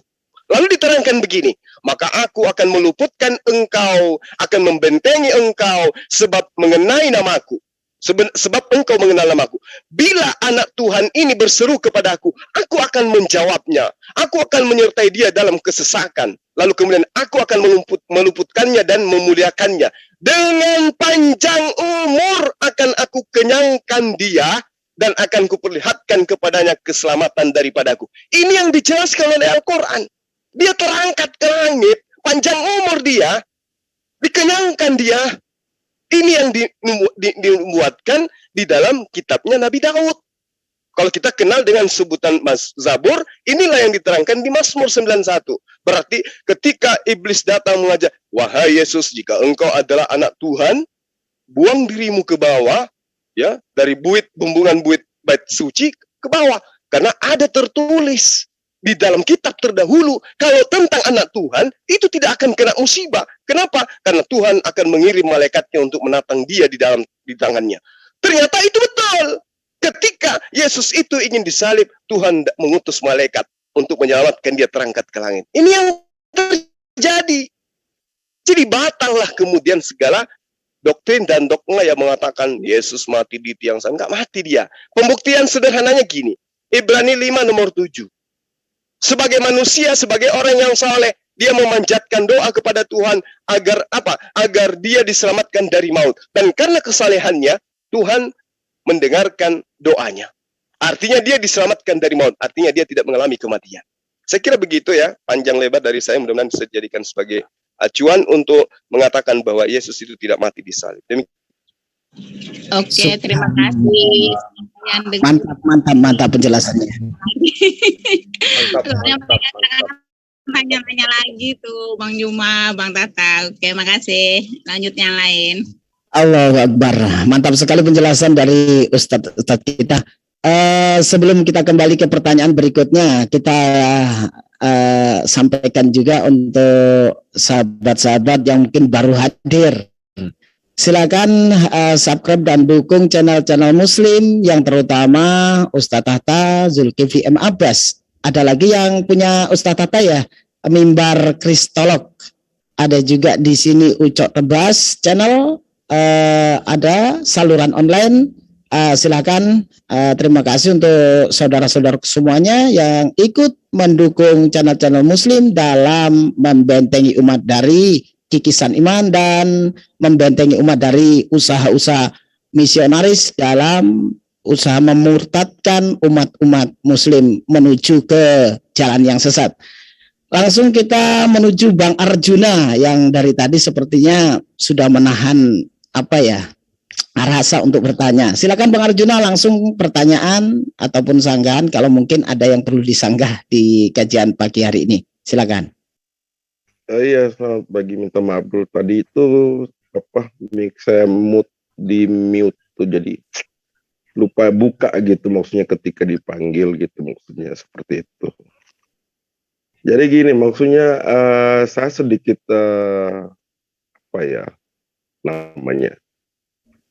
artinya pendapat saya sedikit berbeda. Kalau membantah ini kan pendapatnya Bang Suma gitu.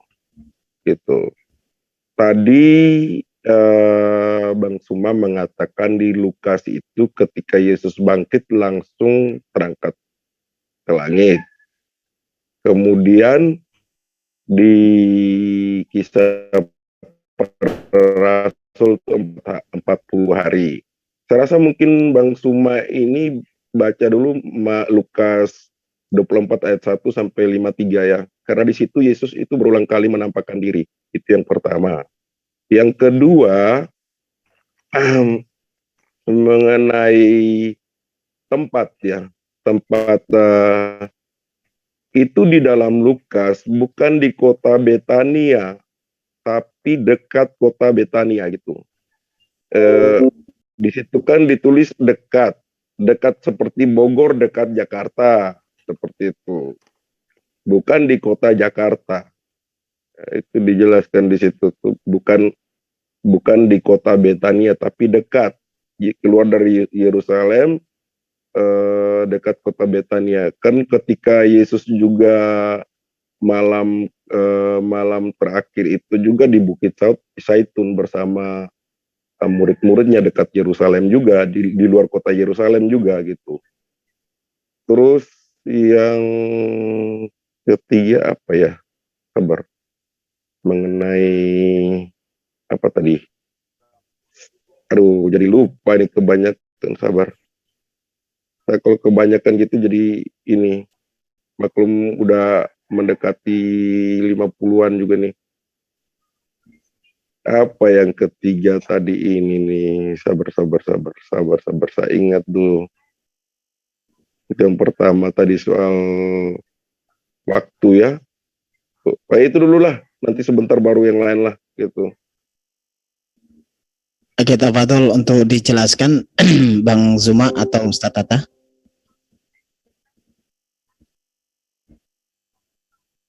Ya, baik.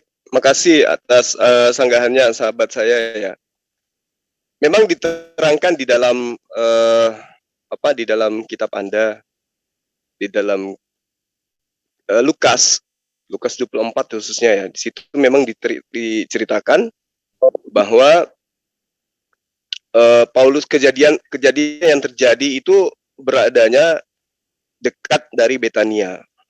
Artinya ketika berbicara mengenai Betania, dekat kepada Betania itu artinya kota Betania itu yang dimaksud. Betania itu yang dimaksud. Dekat dengan di kota tuh beda, Bang. Bogor dekat Jakarta tuh beda gitu. Iya, tapi yang diterangkan Goa dekat Makassar tuh beda, Bang. Dekat Makassar, kecuali di kota Makassar itu baru iya gitu. Terus yang saya katakan tadi kan gini. Di dalam Kisah Para Rasul 1 diterangkan bahwa Bukit Zaitun yang hanya seperjalanan sahabat jauhnya dari Yerusalem. Iya kan? Iya, 2000 langkah. Nah, satu setengah kilo lah gitu. Nah, ini kita tidak bisa jadikan acuan hitungan Anda karena diterangkan hanya seperjalanan sahabat jauhnya dari Yerusalem. Berarti 24 jam perjalanan. Perjalanan sahabat gitu, bukan 24 jam lah, Bang. Kalau perjalanan sahabat berarti di hari Sabat gitu. Di hari Sabat berarti dari pagi sampai sore lah gitu maksudnya. Bisa jadi seperti itu.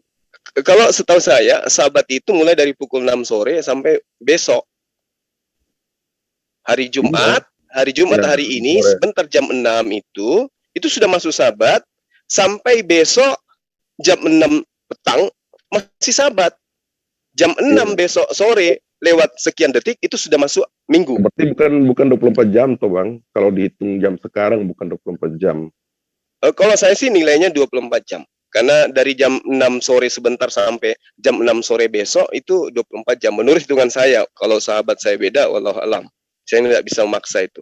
Nah, kemudian terkait dengan yang diterangkan di dalam Lukas 24 itu, di situ memang dikatakan Yesus membawa mereka keluar kota sampai dekat Betania. Di situ ia mengangkat tangannya dan memberkati mereka. Sementara di dalam Kisah Para Rasul ini itu diterangkan disebut Bukit Zaitun yang saya angkat tadi kepada Anda jauh dari Yerusalem. Berarti tidak kena terhadap Betania yang tadi itu semakin jauh gitu. Bukit Zaitun itu tidak jauh seperti Jakarta sampai Cianjur atau sampai ini, Bang, Puncak Bogor. Jauh nggak sejauh gitu. Ya, oke. Yang pasti dekat Betania itu tidak sama ketika kita mengurai terjadinya di Bukit Zaitun yang hanya seperjalanan sahabat jauh dari Yerusalem. Nah, itu yang pertama. Kemudian ketika berbicara mengenai apa yang saudara sanggakan di dalam Lukas itu terjadi setelah bangkit di antara orang mati. Nah, memang muncul misalnya di dalam Lukas 24 ya, nomor 36. Salam alaihim kata Yesus kepada mereka. Murid-murid yang kaget. Memang muncul, memang kelihatan di situ. Tapi apakah kemudian masih membutuhkan beberapa hari sampai 40 hari kan tidak, hanya makan ikan goreng habis itu dia terangkat. Tetapi di dalam Kisah Para Rasul 1 itu 40 hari lamanya. Mutar-mutar dulu, ya, kemudian Lukas, baru terangkat. Tapi kan tadi Abang katakan begitu bangkit langsung naik terangkat ke langit gitu. Artinya Lukas menulis ada beberapa kali menampakkan diri gitu. Seperti itu, bukan langsung dari bangkit. Kan tadi abang langsung bilang bangkit langsung naik ke langit gitu. Ya maksudnya gini, sahabatku, maksudnya gini. Jadi nggak bisa begitu bang. Jadi ketika menampakkan diri, tentu Lukas menulis hanya beberapa kali menampakkan diri gitu.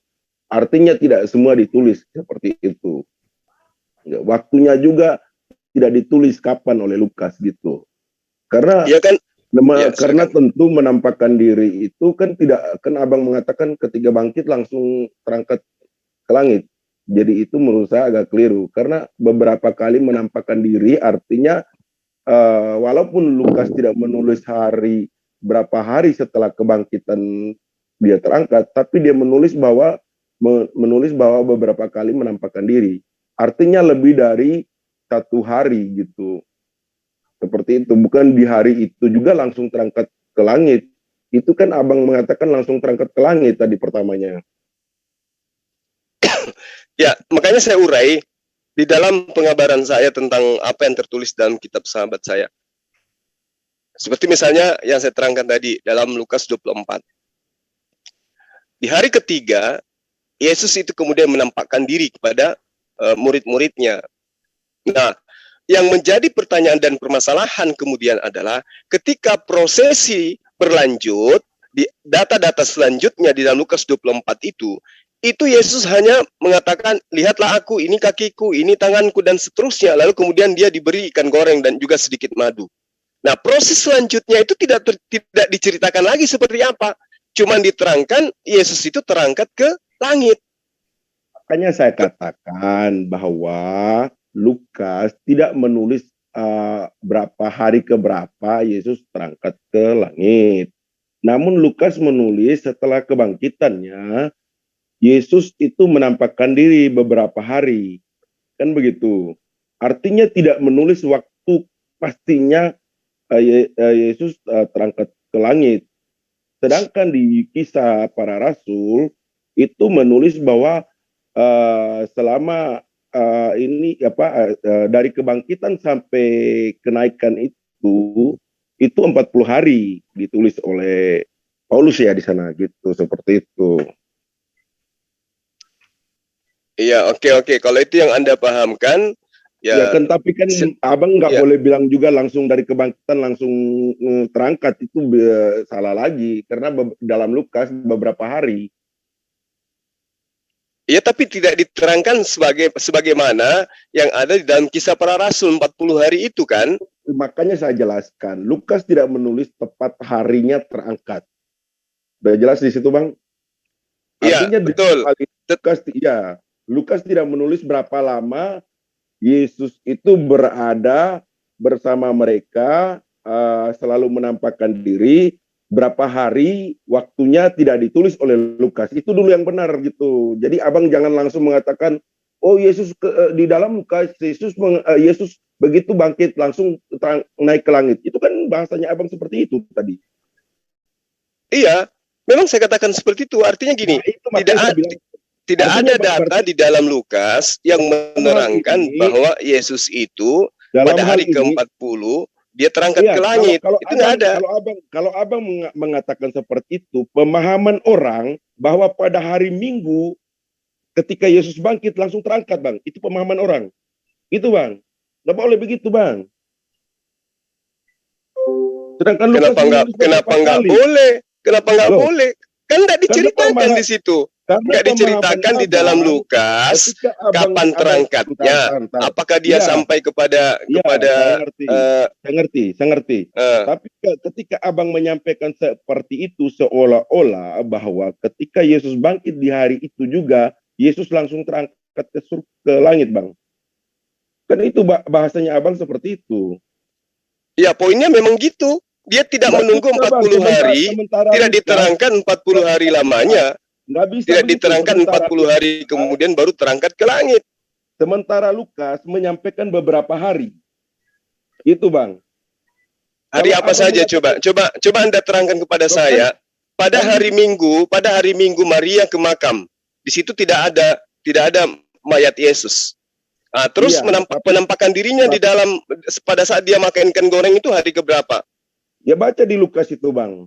Nah, Pada hari justru keberapa? Kan begitu. justru itu makanya saya katakan seperti itu nggak karena bisa saya begitu, membacanya gitu loh. Gak bisa begitu, Bang. Kalau Abang mengatakan seperti itu, karena ada beberapa kali Yesus menampakkan diri di Lukas 24 sampai ayat 1 sampai 53. Gitu. Artinya ada beberapa hari Yesus menampakkan diri. Tapi kalau bahasa yang Abang pakai, bahwa pada hari kebangkitan, setelah bangkit langsung naik ke langit, itu juga keliru. Saya mengatakan bahwa Lukas tidak mencatat berapa hari waktu Yesus berada bersama mereka. Gitu. Saya mengatakan seperti itu, sehingga Lukas tidak mencatat hari keberapa Yesus terangkat ke langit. Seperti itu, Bang. Jadi kalau yang disajikan di dalam kitab sahabat saya itu, kalau Abang menjelaskan seperti itu, saya dapat menerima gitu. Tapi kalau Abang menggunakan bahasa bahwa ketika di hari kebangkitan Yesus langsung terangkat ke langit, saya tidak terima kalau bahasanya seperti itu, Bang. Gitu. Ya, yang jelas dia tidak diuraikan sampai 40 hari. Yang terjadi adalah tapi bahasanya hari di mana dia bangkit, yang keluar dari kuburan gitu. Yusuf itu.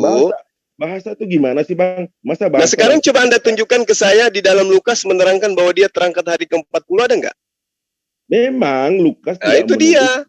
Kan saya udah jelaskan dari tadi. Abang ngerti nggak kita bahas dari tadi? Bahwa Lukas tidak mencatat berapa hari Yesus berada bersama mereka. Dan hari keberapa Yesus terangkat ke langit. Namun, Lukas menulis bahwa ada beberapa hari Yesus menampakkan diri. Artinya bahwa Lukas tidak mengatakan sesuai dengan pendapat Bang Suma, mengatakan di hari kebangkitan Yesus langsung terangkat ke langit. Kan gitu. Iya, memang kan saya bacakan ayatnya. Saya bilang keliru, Abang, gitu. Saya membacakan kalau ayatnya. Abang mengatakan seperti membahasakan yang artinya kita mengedukasi ke orang itu juga yang benar dan sesuai isi Alkitab. Ketika di ayat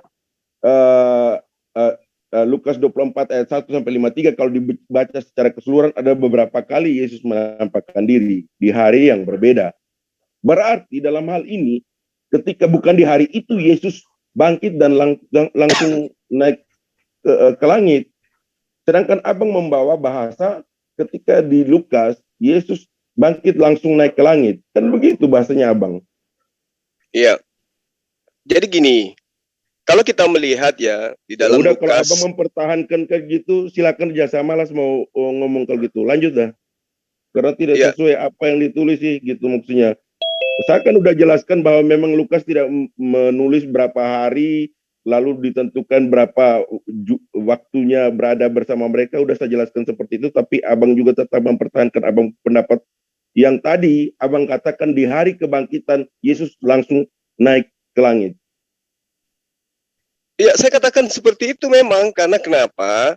Di dalam cerita yang ada di dalam Lukas 24, di situ pada saat Yesus kemudian makan ikan goreng dengan muridnya, pada saat itu juga dia terangkat, kan gitu ceritanya.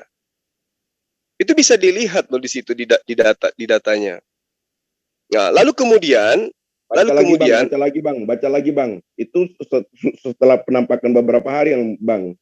Bukan setelah kebangkitan. Betul, makanya saya katakan tidak ada data di dalam kitab Lukas menerangkan 40 hari. Bahkan kalau kita lebih jauh. Jelaskan tadi Abang berpersoalkan 40 hari terus gimana sih? Saya mempersoalkan. Saya katakan kepada Anda, di dalam kitab Lukas, Yesus itu tidak sampai 40 hari terangkat ke langit. Sementara kisah para rasul itu menjelaskan 40 hari, kan gitu. Bahasa, dengar dulu. Bukan tadi Abang bahasa tidak sampai 40 hari. Ya memang kayak gitu. Abang tidak mengatakan seperti itu. Abang ya, mengatakan masa saya harus mengurai semuanya terlebih dahulu? Semakin Anda banyak bicara, semakin akan saya uraikan semua. Sampai kepada penguraian saya bahwa Markus, bahwa Matius, dan juga Yohanes itu tidak punya bahasa yang begini bang. Di hari setelah bangkit langsung naik ke langit. Itu yang saya mau koreksi, bukan soal Begini. berapa hari. Begini Gitu. Bang, cerita Kalau yang abang disusun oleh kemudian kalau abang mengatakan Lukas tidak Markus, menyebutkan, itu saya terima. Gitu. Saya terima kalau abang mengatakan bahwa Lukas tidak menyebutkan berapa hari Yesus berada bersama mereka. Lukas tidak menyebutkan pada hari ke-40. Itu saya terima. Tapi abang mengatakan bahwa di hari kebangkitan Yesus langsung naik ke langit. ya tapi kan kita bisa mengurai cerita itu. Lukas 24, nomor 51, nomor 52, dan ketika ia sedang memberkati mereka, ia terpisah dari mereka dan terangkat ke surga. Ini kejadiannya kapan? Ini kejadiannya kapan terangkat ke surga menurut Lukas ini kapan kejadiannya? Berapa? Kalau abang mengatakan Lukas 24, nomor 51, nomor 52 itu Yesus terangkat ke surga kapan? Coba. Dengar dulu. Ayo kasih saya data, saya kasih data ke saya. Kita menyampaikan ke orang itu agar orang paham, sebab orang juga tidak mengerti, orang akan menerima mentah apa yang dikeluarkan oleh bahasa yang dikeluarkan oleh Bang Suma. Sekarang Anda tunjukkan kepada saya Lukas 24 nomor 51.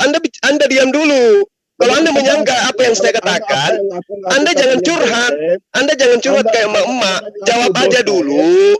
Lukas 24 nomor 51, dan ketika ia sedang memberkati mereka, ia terpisah dari mereka dan terangkat ke surga. Ini terjadi hari keberapa? Ya kau bacalah itu semuanya. Nah, justru karena itu saya mengatakannya. Ya, lalu kemudian di dalam Markus juga diterangkan setelah beberapa hari melakukan Yesus menampakkan diri. Artinya gimana ceritanya beberapa hari, Bang?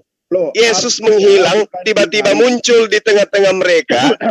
Murid-muridnya kaget, mengira melihat hantu. Hari itu juga dia terangkat. Kalau artinya bisa menyangka langsung kan nya di share screen itu penyangga. Masih caranya menyampaikan orang pahami bahwa ketika hari itu naik ke langit gimana sih? Gimana? Arjuna, Kayak gitu bisa menyangga secara orang nggak ngerti itu kan jadi biar itu. Gini Arjuna, Anda share screen dalil itu yang untuk menjadi sebuah sanggahan yang menurut Anda meluruskan apa yang disampaikan Bang Zuma, silakan di share screen. Baca aja Lukas 24 ayat 1 sampai 53. Anda share screen, kayaknya Anda tadi bisa share screen. Nah, karena sanggahan Anda sepertinya meluruskan apa yang dikatakan Bang Zuma menurut keyakinan Anda gitu. Jadinya, makanya kalau saya screen berarti dibaca seluruhnya gitu dari Lukas 24 ayat 1 sampai 53 gitu. Jadi sanggahan yang menurut keyakinan Anda, menurut Anda itu benar, menurut pendapat Anda itu tidak dikatakan asumsi gitu. Ini iya, kalau saya screen, saya boleh screen berarti kita baca semua Lukas 24 ayat 1 sampai 53 gitu Bang. Gitu. Saya hanya sedikit mau koreksi tadi itu kan begini. Saya bukan mempersoalkan hari dan waktunya, tapi saya mempersoalkan apa yang dikeluarkan oleh bahasa yang digunakan oleh Bang Suma, bahwa pada hari setelah kebangkitan Yesus langsung naik ke langit, terangkat ke langit gitu. Berarti pemahaman orang yang bodoh sekalipun yang nggak pernah ngerti apa membaca juga pasti memahami, oh ternyata Yesus pada hari itu juga langsung terangkat ke langit, kan begitu. Sementara di Lukas 24 ayat 1 sampai 53 itu Yesus berulang kali menampakkan diri seperti itu. Walaupun Lukas memang benar tidak menulis pada hari keberapa Yesus terangkat ke langit. Kan itu udah saya akui. Beda kalau Bang Suma ini menyatakan begini, bahwa di Kisah Para Rasul mengatakan Yesus itu terangkat ke langit pada hari ke-40. Sedangkan di Lukas tidak mencatat bahwa Yesus terangkat ke langit pada hari 40, entah hari berapa. Itu saya terima, bahasanya seperti itu. Itu. Makanya sudah. Nah, kalau sudah, gantian ngomongnya. Menggunakan bahasa gimana sih? Oke. Sudah. Kalau sudah, Bang Zuma yang ini. Iya. Jadi gini. Kenaikan Yesus itu, sekali lagi saya katakan, diceritakan di dalam Kisah Para Rasul ya, itu 40 hari pasca kebangkitan. Sementara peristiwa yang terjadi di dalam Lukas itu segera setelah Yesus bangkit di antara orang mati. Itu nggak bisa dipungkiri itu. Nah sekarang kalau Anda berbicara mengenai hari 40 atau di dalam Lukas diceritakan, masalahnya yang diceritakan di Lukas itu adalah Yesus bangkit di antara orang mati, itu terangkat pada saat dia itu datang kepada murid-muridnya dan muridnya memberikan kepada dia ikan goreng. Kalaupun kemudian Anda mengatakan itu keliru, oke. Saya katakan Anda punya hak untuk mengatakan itu. Tetapi semakin jauh kita meneliti daripada kejadian terangkatnya Yesus itu, kita akan diperhadapkan dengan dua kitab. Pertama Matius, yang kedua adalah Yohanes.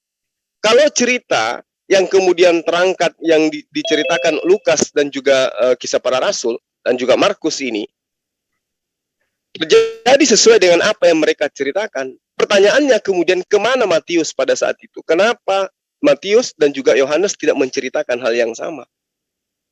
Seperti layaknya di dalam Lukas 24 itu diceritakan, dan ketika ia memberkati mereka, ia berpisah dari mereka dan terangkat ke surga. Mereka sujud menyembah kepadanya, lalu mereka pulang ke Yerusalem dengan tangan bersukacita. Mereka senantiasa berada dalam bait Allah dan kemuliaan Allah. Di Markus 16. Assalamualaikum warahmatullahi wabarakatuh. Waalaikumsalam. Sesudah Tuhan Yesus berbicara demikian kepada mereka, terangkatlah Yesus ke surga, lalu duduk di sebelah kanan Tuhan. Nah ini tidak diceritakan oleh Matius, tidak diceritakan oleh Yohanes. Kemana dua orang ini pada saat peristiwa itu? Padahal ini adalah cerita penting. Ini adalah cerita yang sangat krusial. Pusat daripada keimanan Kristen bahwa Yesus Tuhannya terangkat ke surga, duduk di sebelah kanan Tuhan. Nah terkait daripada inilah kemudian makanya saya mempertanyakan, mengatakan bahwa tentang kronologis terangkatnya antara Kisah Para Rasul dan Lukas saja itu tidak jelas. Gitu loh Bang. Terbukti daripada ketidakjelasannya itu, Yohanes murid yang paling akrab, yang paling dikasihi, yang bersandar di dada Yesus katanya, itu tidak menceritakan tentang kronologi kenaikan Yesus ini ke langit, ke surga. Ya saya kira demikian. Kalaupun saya ada keliru menyatakan hal yang tadi, saya mohon maaf. Yang pastinya di dalam konsep pengajaran yang saya terima, Matius, Yohanes tidak menceritakan kronologis itu. Lalu kemudian ya kebangkitan Yesus terjadi menurut Lukas ketika dia bersoal jawab kepada muridnya pada saat dia muncul dikira hantu. Lalu kemudian di Kisah Para Rasul diceritakan 40 hari lamanya. Kalau kemudian sahabat saya menguraikan bahwa itu sama aja, ya udah silakan, itu hak Anda, saya tidak punya hak untuk membantah ataupun melarang Anda untuk mengimani itu.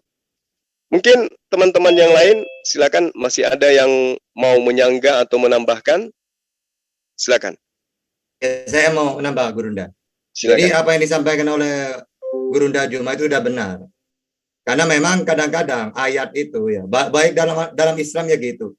Kadang-kadang cerita itu singkat tanpa memperinci. Tapi kalau kita ingin menjelaskan perinci pakai ayat yang lain. Satu contoh Isra Mi'raj. Kalau Allah dalam hadis Rasulullah menceritakan tentang Mi'rajnya, Nabi setelah disucikan langsung naik. Padahal prosesnya dari Masjidil Haram ke Masjidil Aqsa dulu, bukan langsung ke bertemu Allah. Berarti itu diperinci, tidak menjelaskan prosesnya. Nah, tapi kalau sebenarnya ceritanya gimana? Maka pakai Al-Quran yang subhanalladzi asra bi abdihi laila minal Masjidil Haram ilal Masjidil Aqsa gitu. Jadi sebenarnya itu harus dipermasalahkan keterangan itu. Berarti Gurunda ini pakai ayat yang lain supaya orang intinya paham bahwa naiknya itu setelah kebangkitan. Tidak masalah. Tapi ketika beliau ditanya bagaimana prosesnya, tentu saja Gurunda akan menjelaskan pakai ayat yang lain. Oh ini misalnya berapa hari makan ikan goreng dulu. Ya seperti itu. Sebenarnya kalau kita memang sering dialog, sering baca gitu ya. Memang apa yang disampaikan Gurunda itu sudah benar. Beliau ketika memakai ayat yang ini ya dengan singkat aja gitu. Nah, seperti itu menurut saya gitu Gurunda. Silakan Bang Erwin. Boleh saya itu sedikit? Silakan Bang Kevin. Pak Aljuna, saya cuma baca dari teks saja ya Pak. Boleh saya tanya sedikit Pak, supaya kita ini jangan cuman liar-liar. Pak, di mana Yesus itu bertemu 11 muridnya pertama kali? Sini saya baca dari Matius, Markus, Lukas, sama Kisah Para Rasul ya, dan Yohanes. Karena menurut Matius dan Markus itu di Galilea. Kemudian di Lukas dan di Kisah Para Rasul dan Yohanes itu di Yerusalem. Kedua, ya, kapan Yesus itu tampil pertama kali setelah kebangkitan? Kalau menurut di Matius dan menurut di Markus, di Markus dibilang itu setelah kebangkitan, ya itu nanti, ya. Dan di Matius juga itu setelah hari kebangkitan. Tapi di Lukas dan di Para Rasul dan di Yohanes itu di hari kebangkitannya. Yang ketiga, siapa yang pertama kali Yesus itu ketemu gitu? Kalau kita baca di Matius dan di Matius itu ketemu sama Maria Magdalena. Tapi kalau di Markus itu sama ke-11 murid. Kalau di Lukas dan di Kisah Para Rasul itu sama Kleopas dan Simon yang waktu ke Emos ya. Nah kalau di Yohanes juga tuh sama Maria Magdalena, keempat gitu kan. Dari mana itu Yesus itu naik gitu, terangkat gitu kan? Di Markus nggak dijelaskan, di Matius nggak dijelaskan, di Lukas di Kisah Para Rasul itu di sini ada bilang satu di Betania dekat Yerusalem, nah satu lagi itu di Pegunungan Zaitun gitu. Di Yohanes nggak dijelaskan. Masih mau lanjut Pak atau mau itu dulu? Saya masih ada 6 poin lagi Pak. Ini tentang kontradiksinya ya. Gitu ya. Dari 4 gospel ini plus sama Kisah Para Rasul. Lanjut Bang, lanjut. Nggak sama itu sama Pak Aljuna dulu mau masuk ditanggapi ini cuman saya cuma baca aja gitu. Bagaimana? Silakan Bang sebentar sedikit saya kasih tahu untuk Arjuna, kalau mengeluarkan share screen seiring dengan jawaban atau penjelasan yang menurut keyakinan Anda. Jadi kalau Bang Zuma sedang menjelaskan terus Anda mengeluarkan share screen itu enggak seirama gitu. Jadi apa yang Anda sampaikan dikasih share screen pun lebih seirama gitu apa yang Anda ucapkan gitu. Silakan bantah atau diklarifikasi tentang apa yang dikatakan Bang Kevin. Itu bukan kontradiksi karena di situ tidak ditulis misalnya di mana tadi, di mana yang tulis pertemu Maria Magdalena itu di mana tuh? Maria Magdalena itu di Matius. Tapi yang di Markus itu yang pertama kali ketemu itu sama 11 muridnya. Di Markus itu nggak ditulis pertama kali bertemu. Okay. Ya udah. Nggak ada ditulis pertama kali, itu yang perlu Abang paham. Beda di situ ditulis bahwa pertama kali Yesus menampakkan diri kepada ke-12 muridnya. Itu baru Abang bisa ngomong seperti itu. Iya, oke. Di Markus itu dia pertama kali setelah dia bangkit itu siapa yang dia ketemu? Ada nggak situ Maria Magdalena? Di situ Markus hanya mencatat soal pertemuan ke-12 muridnya. Dia tidak mencatat pertemuan Yesus dengan Maria Magdalena, gitu maksudnya. Ya, gitu. Jadi kan orang bertanya-tanya kan kenapa yang empat narasi ini tidak ditulis juga bahwa di Markus ketika ada tulisan Markus di situ mengatakan Yesus bertemu pertama kalinya setelah bangkit, bertemu ke-12 muridnya. Apakah ada ditulis seperti itu di situ? Kan tidak. Gimana sih?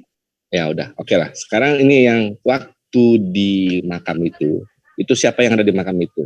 Kalau di Matius itu malaikat. Yang di Markus itu anak muda. Kalau yang di Lukas dengan di itu dua orang yang gitu. Nah, kalau di Yohanes malah nggak ada yang Sang malaikat Kan atau makanya saya bilang semua keempat Injil itu memang tulisannya tidak bisa sama, justru itu saling melengkapi gitu maksudnya. Artinya saling melengkapi. Apa yang tidak ditulis oleh Markus ditulis oleh Lukas, apa yang tidak ditulis oleh Lukas ditulis oleh Matius, seperti itu. Jadi seperti itu, bukan berarti kompromi di sini, bukan kompromi, tapi catatan itu masing-masing penulis itu memang berbeda gitu. Lalu tadi saya mau katakan, ketika semua tulisan merah itu kan perkataan Yesus gitu. Nah, kalau perkataan Yesus ketika Yesus disalib mengatakan kepada Maria ibunya, menunjukkan kepada Yohanes itulah anakmu, demikian pun Yohanes mengatakan kepada Yohanes itulah ibumu, lalu kepada orang jahat itu hari ini juga mengatakan engkau akan bersama aku di Taman Firdaus. Apakah itu bukan Yesus? Kan gitu lagi logikanya. Seperti itu. Langsung buka ketika Yesus mengatakan bahwa dia di hadapan Pilatus, kerajaanku bukan dari dunia ini, kerajaanku dari atas dan kamu dari bawah. Apakah itu bukan Yesus? Nanti Pak, nanti kesana. Tapi langsung apa gitu aja Bang Kingpin, kalau ada masalahnya kan gitu. Di Matius 26, Matius 28 itu dibilang itu ke Galilea, ya kan, di Galilea ya. Nah, terus apalagi kalau di Markus juga sama, Markus 14, Markus 16 itu ke Galilea gitu kan. Nah, di Lukas itu ke Yerusalem, nggak disebutkan itu tentang ke Galilea. Kemudian di mana lagi? Di Matius 28. Ya. Nah, kalau di Yohanes itu nggak ada. Makanya itu sebenarnya di Galilea atau di Yerusalem itu yang mana? Maksudnya buka aja Bang. Nggak, abang aja. Saya lagi nggak bisa dua tangan soalnya. Sedang sibuk. Jadi menurut Arjuna ini Bang Kingpin, kalau kita simpulkan tadi, ini 4 kitab itu saling melengkapi. Biarpun menurut Matius begini, menurut Lukas begini, menurut itu Mas. Berbeda, ini kan yang ditemui itu, berbeda murid, ya. Berbeda kalau gini loh, gini. Berbeda kalau di dalam Matius menulis bahwa pertama kali setelah bangkit Yesus bertemu Petrus. Lalu Lukas mengatakan bahwa pertama kali Yesus bangkit, Yesus menampakkan diri bertemu Maria. Terus Markus mengatakan bahwa pertama kali setelah kebangkitannya Yesus bertemu si Yohanes. Contoh seperti itu baru memang kontradiksi. Gitu. Okay. Sedangkan di situ kan bukan ada tertulis pertama kali. Apakah ada tulis pertama kali setelah kebangkitan, siapa yang pertama bertemu Yesus? Apakah ada tulis begitu di situ? Kan tidak. Ya, gimana sih? Ya, kalau ketemunya pertama kali siapa gitu? Maria Magdalena atau itu siapa? Ya tentu yang bertemu pertama kali itu yang dikubur gitu. Tentu itu yang pertama kali gitu. Tunggu saya buka dulu ya ayatnya ya, kalau yang lain mau lanjutin nanti saya masuk lagi gitu. Saya mau itu pemahamannya sebab di situ juga tidak ditulis pertama kali gitu. Saya cuma baca gitu. Yang itu berbeda yang kalau di situ ditulis berbeda kalau di berbeda kalau di situ tiga-tiganya saya buka. Benar, sabar. Oke, Bang Arjuna, kita kembali ke topik yang sudah dibahas tadi. Sekarang nanti kita tunggu dulu Bang Kingpin menunjukkan data-datanya. Kita kembali ke netizen ya. Silakan netizen ataupun sahabat-sahabatku, saudara-saudaraku semua yang ada di Zoom ingin bertanya kepada kedua narasumber dari Ustadz Zulkifli M. Abbas dan Ustadz Tata. Silakan.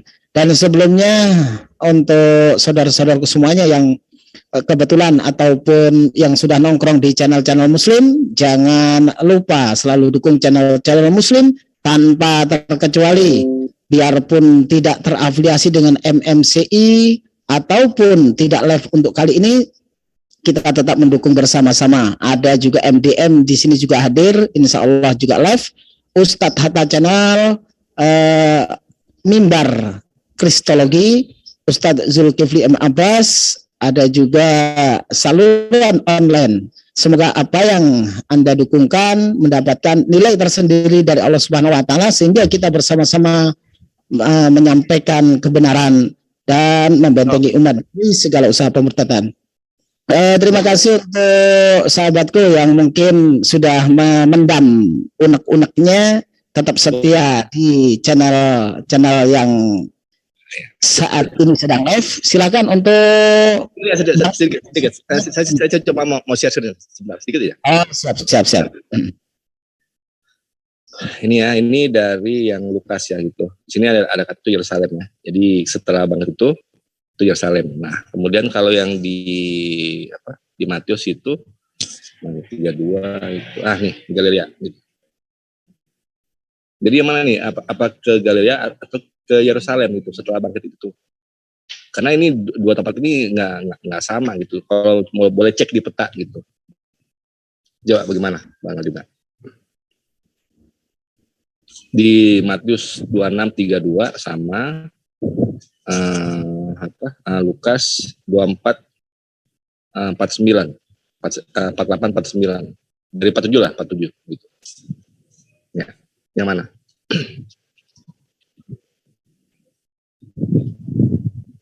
Coba screen-nya ditetapkan Bang Kingpin. Iya. Biar Arjuna bisa membaca juga, netizen bisa melihat secara langsung.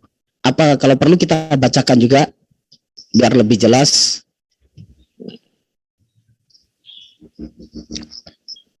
Yang 47 Bang ya? Ya, 47. Dan lagi itu ya. Katanya kepada mereka, ada tertulis demikian, Mesias harus menderita dan bangkit dari antara orang mati pada hari yang ketiga. Dan lagi dalam namanya berita tentang pertobatan dan pengampunan dosa, hal disampaikan kepada segala bangsa dari Yerusalem. Ini nampaknya layarnya kurang penuh. Enggak, tuh kalau kecilin begitu. Saya kecilin lagi. Coba biar jelas gitu. Di situ satu tempat yang disebutkan setelah itu tuh Yerusalem. Ini dari dari Lukas ya, Lukas 24 itu tempat ya setelah komunitas. Nah kalau di sini, kalau di Matius itu satu tempat yang disebutkan itu ya ini Galilea ini. Jadi setelah bangkit nih, kan disalib, mati, dikubur, nah bangkit kan. Nah tempat yang disebutkan kalau dalam Matius itu Galilea, kalau yang di dalam Lukas itu Yerusalem gitu. Jadi bagaimana nih gitu? Yang mana yang benar? Gitu.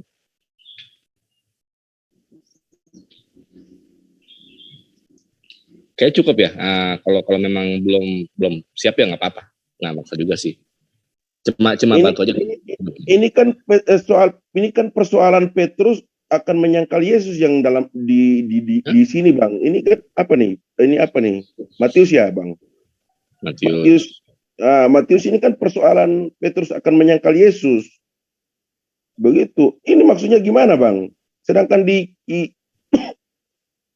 11 itu kan soal pemberitaan. Mulai dari Yerusalem gitu. Maksudnya abang gimana sih maksudnya? Pertanyaannya gini, jadi setelah bangkit itu, ya kan, ketemu murid-muridnya ini di mana? Di Galilea atau di Yerusalem? Ini bukan persoalan setelah bangkit yang di sini bang. Ini kan Petrus akan menyangkal Yesus. Yesus saja belum mati di sini nih. Oke, kalau begitu yang setelah bangkit itu ketemu muridnya di mana coba? Ini akan tetapi sesudah, lo jangan dihapus dulu bang, makanya di share screen-nya jangan dihapus bang, biar dibaca gitu. Tunggu, saya ada sebentar. Saya mau itu dulu sebentar. Dibuka aja, dibuka sendiri aja bang. Matius berapa tuh bang? Matius berapa bang? Matius 26. Matius 26. Baca dari 32. Setelah aku dibangkitkan, gitu kan, aku akan Matius 26:32. Matius 26 ayat 32. Nggak bisa begitu kalau baca Alkitab, Bang. Bacanya itu dipaham dari ayat sebelumnya.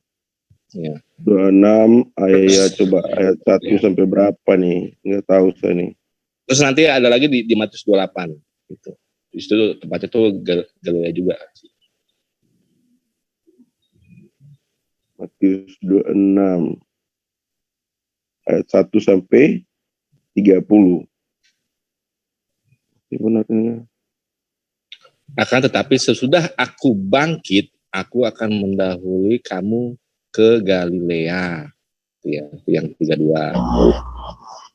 Jadi mau ketemunya tuh di Galilea gitu kalau menurut si Matius. Gitu. Matius 26 ayat 1 sampai 30.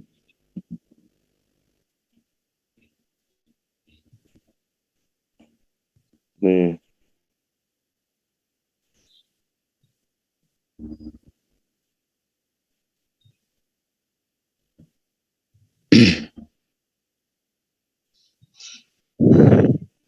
Ini Matius 26.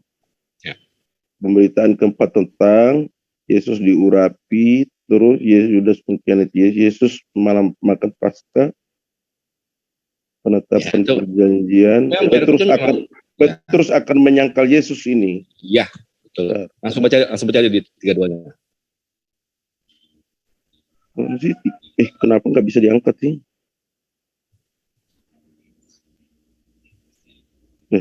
Sampai 32 ya? Ya, langsung aja di 32 baca gitu. Ini soalnya Matius 21 ayat 1, ini Matius 24. Saya lagi bahas WA. Matius sampai berarti 340 coba. Sampai enggak? Matius 26 ayat 1 sampai 75. Nggak usah Bang, itu langsung aja tuh ke Matius 32. Jadi akan ketemunya itu di Galilea gitu. Iya. Gini Bang, saya bantu share screen biar cepat. Kayaknya ini lambat sekali nih kalau share screen menunggu dari Arjuna ya. Iya Bang. Lama sekali karena gitu. Iya, karena online. Nanti makan waktu, kita banyak yang menunggu tentang kajian-kajian dari narasumber kita. Masih banyak yang pertanyaan-pertanyaan yang Mas Erwin di pending aja, nanti mungkin ada waktu khusus setelah ini sesi ini saya sama Arjuna itu mau bahas ini gitu. Tapi ini itu soal Petrus menyangkal Yesus itu di situ. Sedangkan yang di Yerusalem itu kan beda. Iya Bang. Nanti Bang. Ini kan bukan waktu saya. Nanti kita dalam topik yang berbeda pastinya. Untuk kali ini kita akan lebih fokus ke tanya jawab dengan kedua narasumber kita. Dari sahabat-sahabat Kristen, silakan juga memberikan pertanyaan. Dari saudara-saudara kita Muslim juga dipersilakan. Silakan ditutup dulu share screen-nya, nanti kita ambil topik baru tentang apa yang disampaikan oleh Bang Kingpin tadi dengan Bang Arjuna.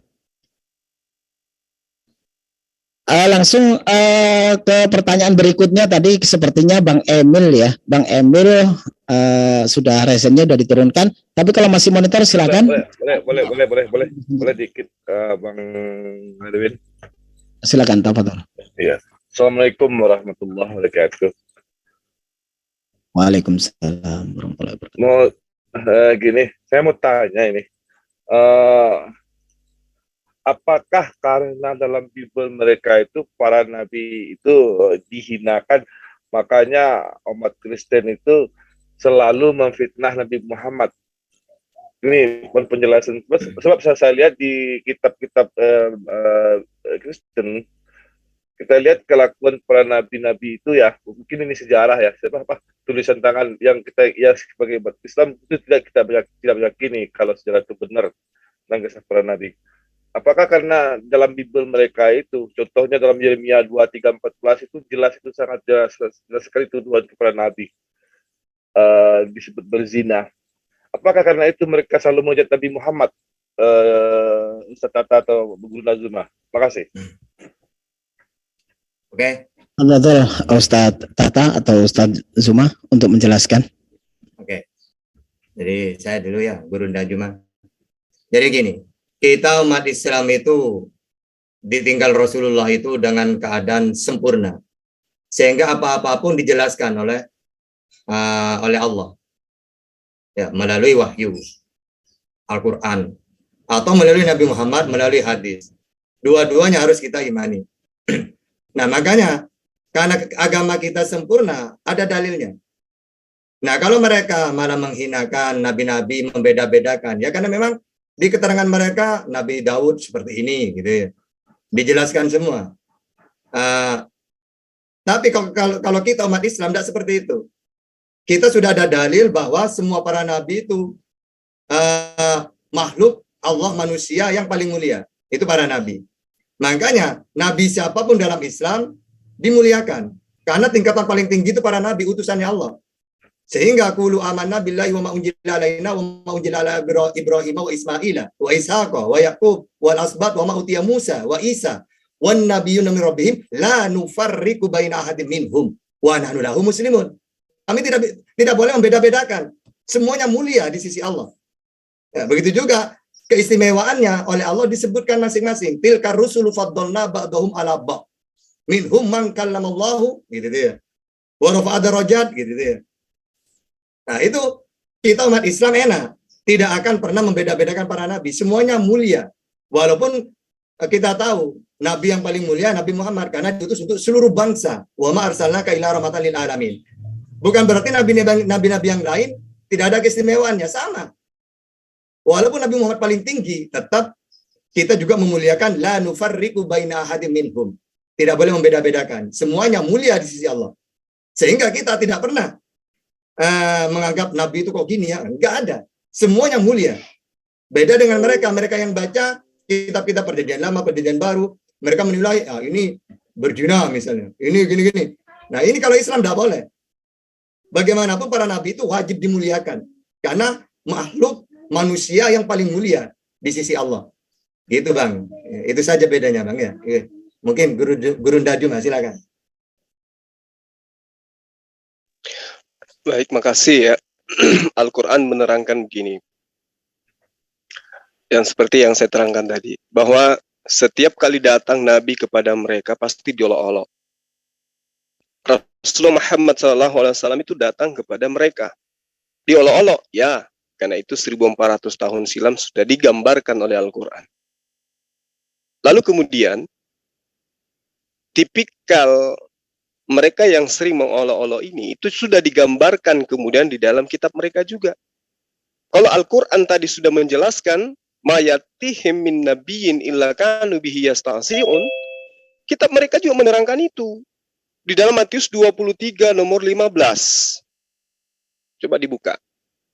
Celakalah kamu hai ahli-ahli Taurat, orang-orang Farisi, orang-orang munafik, sebab kamu mengarungi lautan dan menjelajahi daratan untuk mentobatkan satu orang saja menjadi penganut ajaranmu, dan sesudah ia bertobat kamu menjadikan dia orang neraka yang 2 kali lebih jahat daripada kamu sendiri. Jadi akibat dari pengajaran orang-orang ahli Taurat, pengajaran orang-orang Farisi, pengajaran orang-orang munafik yang mengarungi lautan, yang menjelajahi daratan untuk mencari pengikut, korban-korbannya kemudian menurut data ini, mereka menjadi orang yang 2 kali lebih jahat daripada orang-orang Farisi tadi. Lalu siapa yang mengabarkan berita tentang Tuhan nusul menjadi manusia dengan menjelajahi daratan, ya, mengarungi lautan? Siapa? Lalu siapa pengikutnya? Yang diceritakan kemudian di sini adalah pengikut daripada ahli Torah, orang Farisi, orang-orang munafik yang menjelajahi daratan dan mengarungi lautan ini, pengikutnya 2 kali lebih jahat.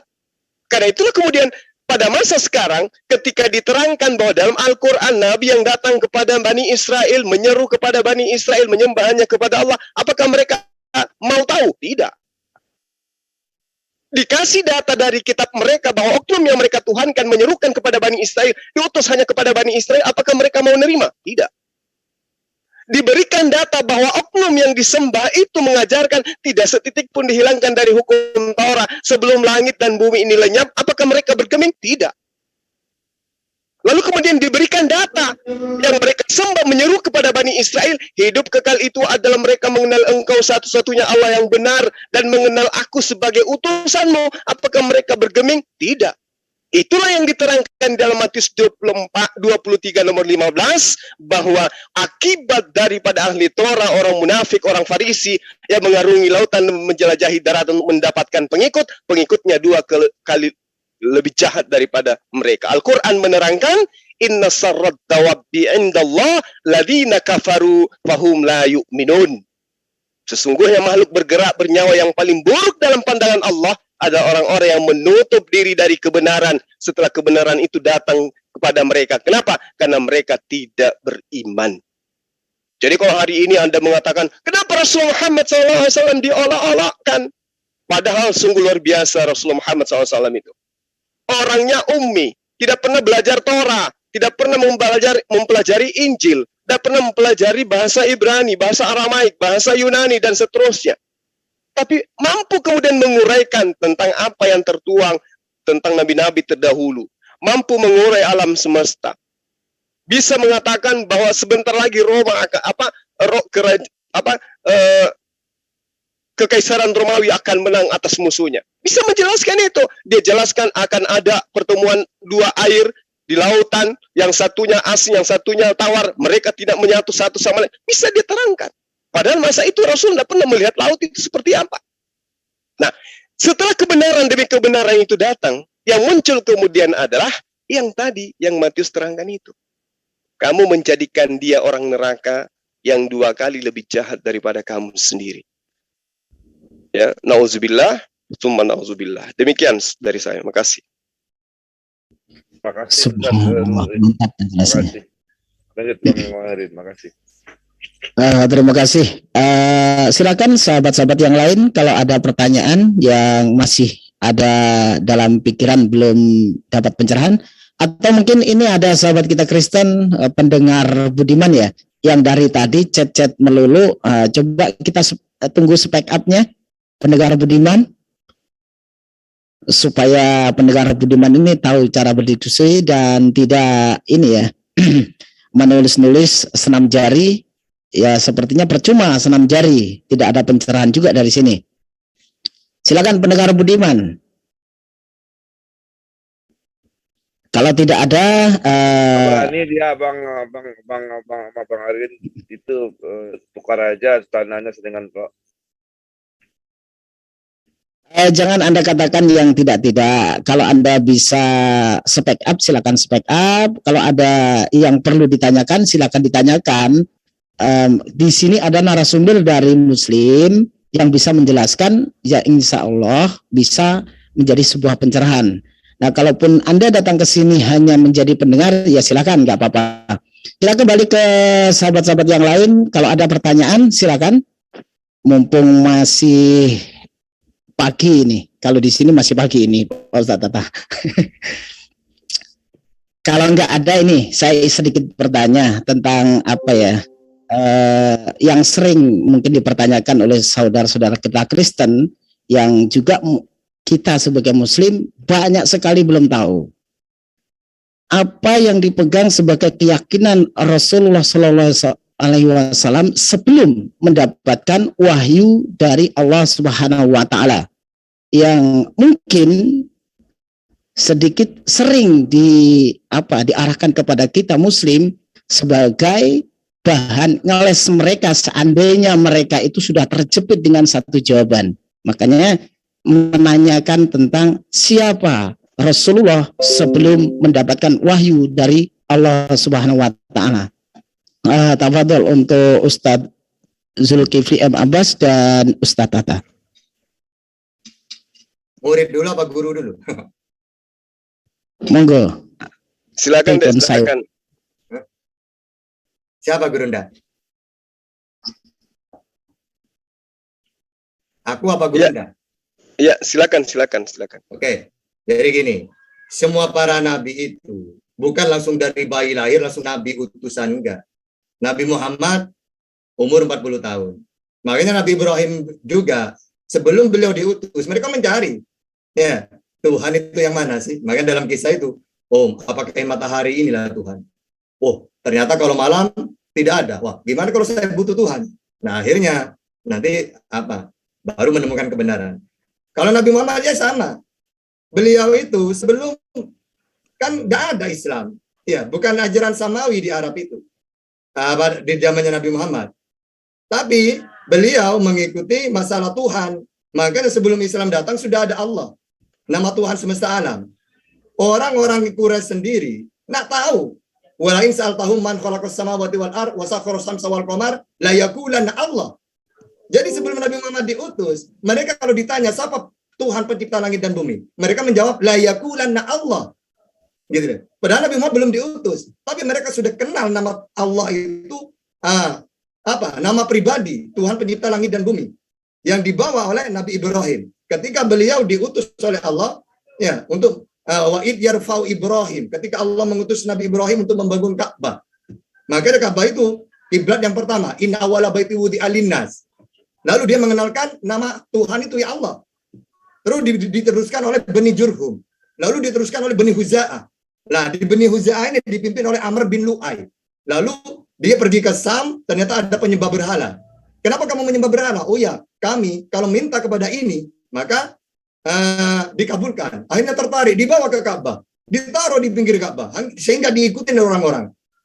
Tapi mereka tahu bahwa berhala itu tidak bisa memberi manfaat apa-apa. Tapi mereka menyembahnya, katanya menurut mereka, Lata Uzza Manat itu anak Allah.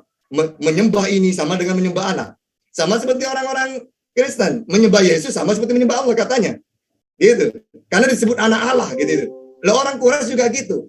Sehingga apa agamanya Nabi Muhammad? Tetap agama Hanif, beriman kepada Allah, tapi syariat tidak ada, karena beliau belum diutus. Makanya orang-orang sebelum itu dalam Islam, Allah tidak akan menghukum suatu kaum sebelum hatta naba'asa rasulah. Makanya Nabi Muhammad, orang tuanya, bagaimana keadaannya? Di dalam keadaan fitrah. Fitrah itu suci dari ajaran, gitu. Sehingga Allah tidak akan menyiksa manusia yang fitrah itu.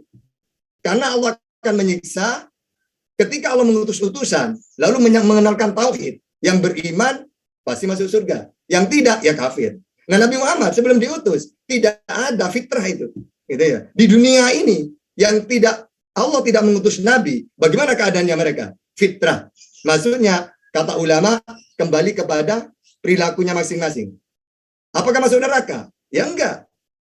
Dengan dalil hatta naba'asa rasulah. Allah tidak akan memasukkan ke neraka suatu kaum sebelum Allah mengutus utusan dulu. Gitu ya. Jadi agamanya tetap tauhid, yaitu Allah. Karena ini sudah dari nenek moyangnya. Dan beliau kenapa bertahanus ketika mau diutus? Karena beliau mengingkari penyembahan berhala. Gitu ya. Makanya kalau ditanya, Allah itu sudah ada orang Arab sebelum Nabi Muhammad diutus. Iya memang, karena Nabi Ibrahim. Ya, diteruskan Ismail putranya, diteruskan Bani Jurhum, diteruskan Huza'ah, diteruskan oleh Nabi Muhammad diluruskan lagi. Karena dulu Nabi Ibrahim berdoa, ya, tawaf di sini keturunanku, mengajarkan tauhid, mengajarkan sholat, gitu ya. Oke, gitu. Boleh tanya Ustadz Tata. Enggak, Gurunda itu kan mungkin. Arifin, mungkin ada tambahan dari Gurunda Zuma tentang yang sering diangkat oleh oten-oten ini tentang siapa sosok Rasulullah sebelum mendapatkan wahyu. Baik. Jadi saya mengambil satu kata ya dari Adinda Tahta, tahanus itu artinya menghindari atau menjauhi dosa. Jadi Rasulullah Muhammad SAW itu sebelum datang wahyu kepada beliau itu menghindari dosa yang kemudian diurai dalam Al-Quran, dosa ini, dosa itu tidak dilakukan oleh Rasulullah Muhammad SAW.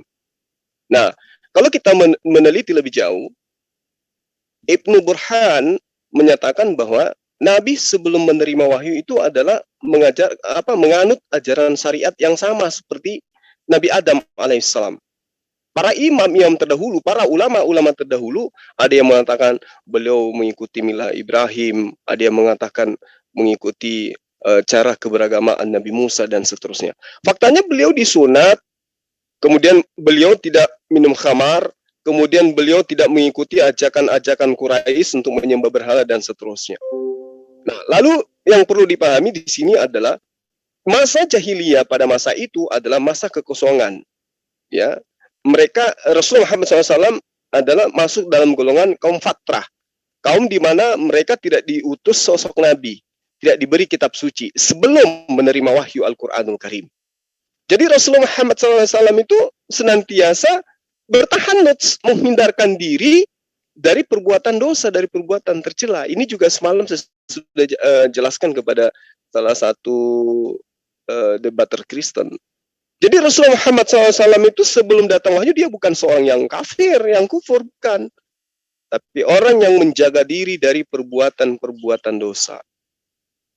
Kenapa tidak dikatakan sebagai agamanya Islam? Karena pokok pondasi SOP dari pengajaran Islam itu belum datang kepadanya. Meskipun keberadaan beliau, praeksistensi beliau sebagai Rasulullah itu sudah diterangkan oleh Allah dalam surah Ali Imran ayat 81. Itu sudah ada itu. Wa iz ahazallahu dan seterusnya. Ingatlah ketika Allah mengambil perjanjian para nabi. Sungguh apa saja yang aku berikan kepadamu berupa kitab dan hikmah, kemudian datang kepadamu sosok rasul yang membenarkan apa yang ada padamu, niscaya kamu akan sungguh-sungguh beriman kepadanya dan menolongnya. Lalu Allah berfirman kepada para nabi, apakah kamu wahai para nabi mengakui dan menerima perjanjianku terhadap kerasulan oknum tersebut? Para nabi di masa praeksistensi mereka menjawab, kami mengakui. Allah berfirman, kalau begitu saksikanlah wahai para nabi dan aku bersaksi pula bersama kamu. Ini adalah praeksistensi keberadaan Rasulullah sebagai Rasul Khatam Nabiyyin, ya. Itu sudah diceritakan oleh Al-Quran di dalam surah Ali Imran ayat 81 itu. Artinya bahwa Rasul Muhammad SAW memang dipersiapkan oleh Allah sebagai sosok manusia mulia yang mengajarkan segala sesuatunya, segala hal, segala aspek yang dibutuhkan manusia untuk menuju kembali kepada pencipta langit dan bumi, yaitu Allah Subhanahu wa Ta'ala. Demikian. Subhanallah, mantap penjelasannya. Sengaja kita angkat yang mungkin tadi malam memang sudah dijelaskan, tetapi semuanya kita dengar masih mengambang karena lawan debatnya mengganggu penjelasan dari Ustadz Zuma. Alhamdulillah sekarang kita semuanya sudah mendapatkan pencerahan, semoga bermanfaat untuk kita dan untuk sahabat Kristen yang kebetulan mendengar di dalam Zoom dan yang di luaran sana. Untuk selanjutnya yaitu Bang Zainal Arifin, silakan. Tadi ada pertanyaan, mungkin masih butuh pencerahan, monggo. Ya, aku mau tanya ke Ustadz Tata nih. Assalamualaikum Ustadz. Ya, udah kedengeran suaranya. Ustadz Tata. Waalaikumsalam warahmatullahi wabarakatuh. Andai begini Ustadz, saya berencana mengadukan umat Kristen ini ke lembaga Komisi Perlindungan Anak Indonesia karena telah menuhankan anak Maria tanpa seizin Maria. Kira-kira ini apa? Bisa atau apa artinya bisa terlaksana enggak Ustadz? Makasih Ustadz. Assalamualaikum. Bang Romeo nanti ini. Ya, kalau hal seperti itu saya tidak tahu ya. Karena apa? Itu karena kita itu di negara sudah disuruh memilih keyakinan seperti itu. Sehingga masalah itu hubungannya saya tidak tahu. Ya. Kalau pertanyaan seperti itu, ya. Mungkin yang lain. Nggak usah diadukan, Bang. Oh, mereka akan diusir oleh Yesus kok nanti. Kalau saya dengan Bang Juma sih tim dialog aja gitu. Ya. Sepertinya kita lebih fokus. Yesus sendiri yang akan mengusir mereka yang menganggapnya Tuhan kok. Matius 7, Matius 5, Matius 7. Sepertinya ada Bang Dewa masuk ke sini, Bang Zuma dan Ustaz Tata ya. Mungkin sudah lama kita nggak mendengar. Wabillahi taufik wal hidayah. Assalamualaikum warahmatullahi wabarakatuh. Sudah lama nggak mendengar gelegarnya suara Bang Dewa ya. Muncul spekap Anda, kalau nggak kita kick. Itu. Kalau gitu saya tanya boleh ya? Saya mau tanya. Assalamualaikum warahmatullahi wabarakatuh. Waalaikumsalam. Alhamdulillah. Waalaikumsalam. Gimana kabarnya semuanya? Alhamdulillah baik-baik ya semuanya ya. Ini Bang, gara-gara lihat kacamata ini makanya pengen naik juga ini ke atas. Ini sekedar ingin menguatkan aja deh mengenai soal apa agama Nabi Muhammad SAW. Itu udah dibahas sama Bang Juma, dan kenapa mereka tidak mempermasalahkan soal Nabi Ibrahim juga gitu kan.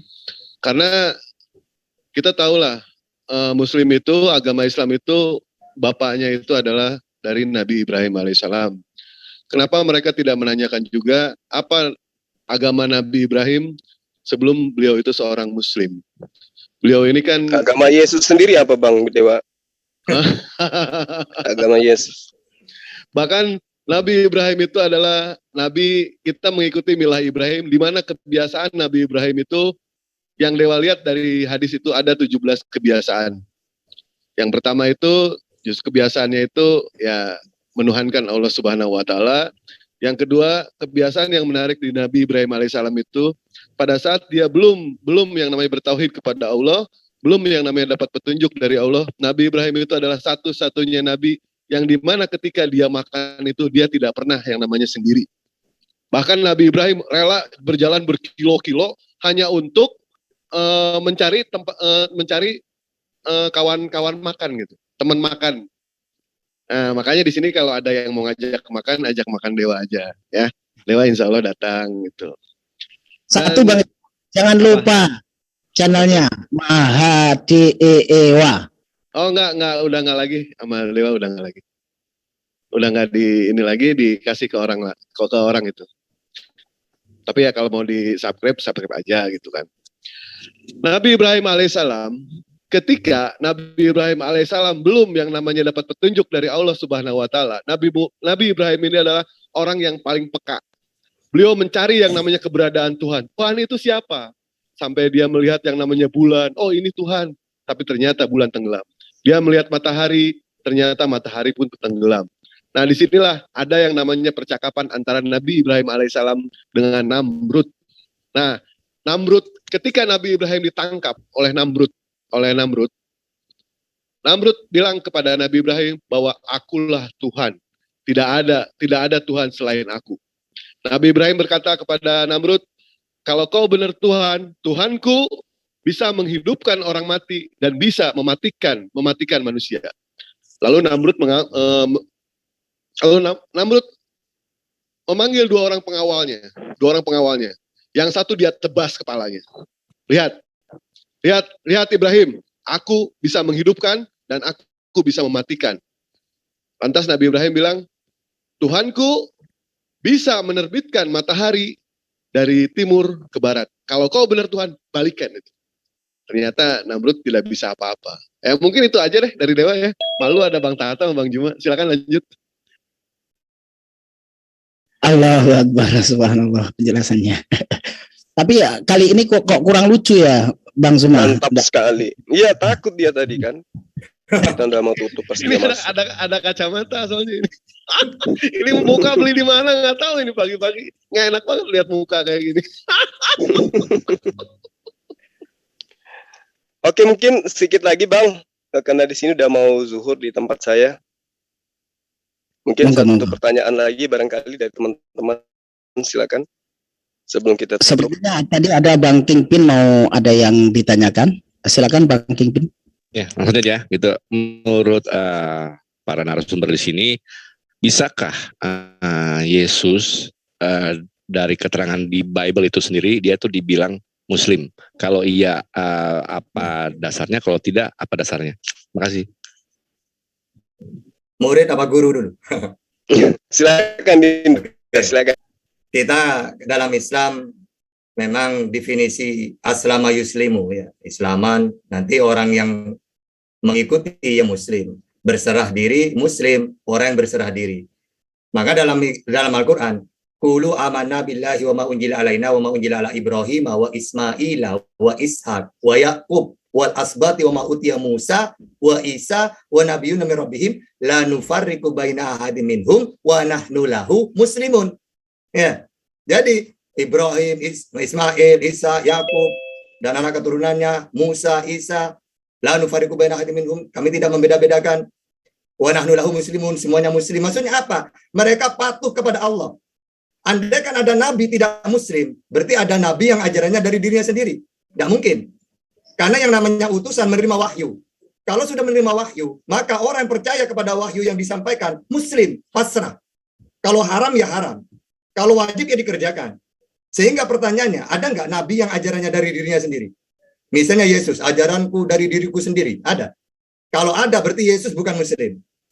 Tapi kenyataannya, beliau menerima firman. Segala firman yang kusampaikan kepadaku telah kusampaikan kepada mereka. Apa yang kusampaikan sesuai apa yang difirmankan oleh Allah kepadaku. Ajaranku bukan dari diriku sendiri, tapi dari Allah yang mengutus aku. Muslim. Ada nggak Musa? Musa menerima Taurat. Berarti dia muslim. Orang yang mengikuti Musa di zaman itu, muslim. Pasrah. Apa yang disampaikan oleh Musa, haram ya haram, perintah lakukan, larangan ditinggalkan. Jadi kata-kata Islam, muslim, Islam berserah diri. Muslim orang yang berserah diri. Gitu ya. Jadi gampang jawabannya.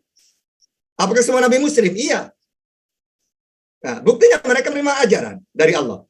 Karena kalau tidak menerima ajaran, mana mungkin? Padahal mana mungkin disebut utusan. Padahal dalam Yohanes 3:4, barang siapa yang diutus oleh Allah, maka tugasnya penyampai firman Allah. Berarti ketika menyampaikan muslim. Gitu. Oke, silakan Gurunda Juma. Makasih Dinda. Jadi pertanyaan yang sangat mengedukasi ya, sahabat saya ya, Bang King Vin. Jadi gini, apakah Yesus itu memperlihatkan dirinya sebagai seorang praktisi Muslim, orang yang taat kepada perintah Tuhan, atau dia ini adalah oknum yang berdiri sendiri mengajarkan sebuah konsep dari dirinya sendiri, sebagaimana yang kemudian dilanjutkan oleh orang yang dianggap sebagai rasul oleh teman-teman Kristen? Jawabannya tidak. Yesus itu adalah praktisi Yudaism, dalam arti kata beliau itu adalah orang yang menghabiskan waktunya untuk mentaati perintah-perintah Tuhan. Nah, dia bukan seorang Kristen, tapi dia adalah seorang Muslim. Bahkan ajakannya kemudian adalah menyeru pengikutnya untuk menjadi seorang Muslim. Shalom alaihim. Aku tinggalkan kepada kalian shalom.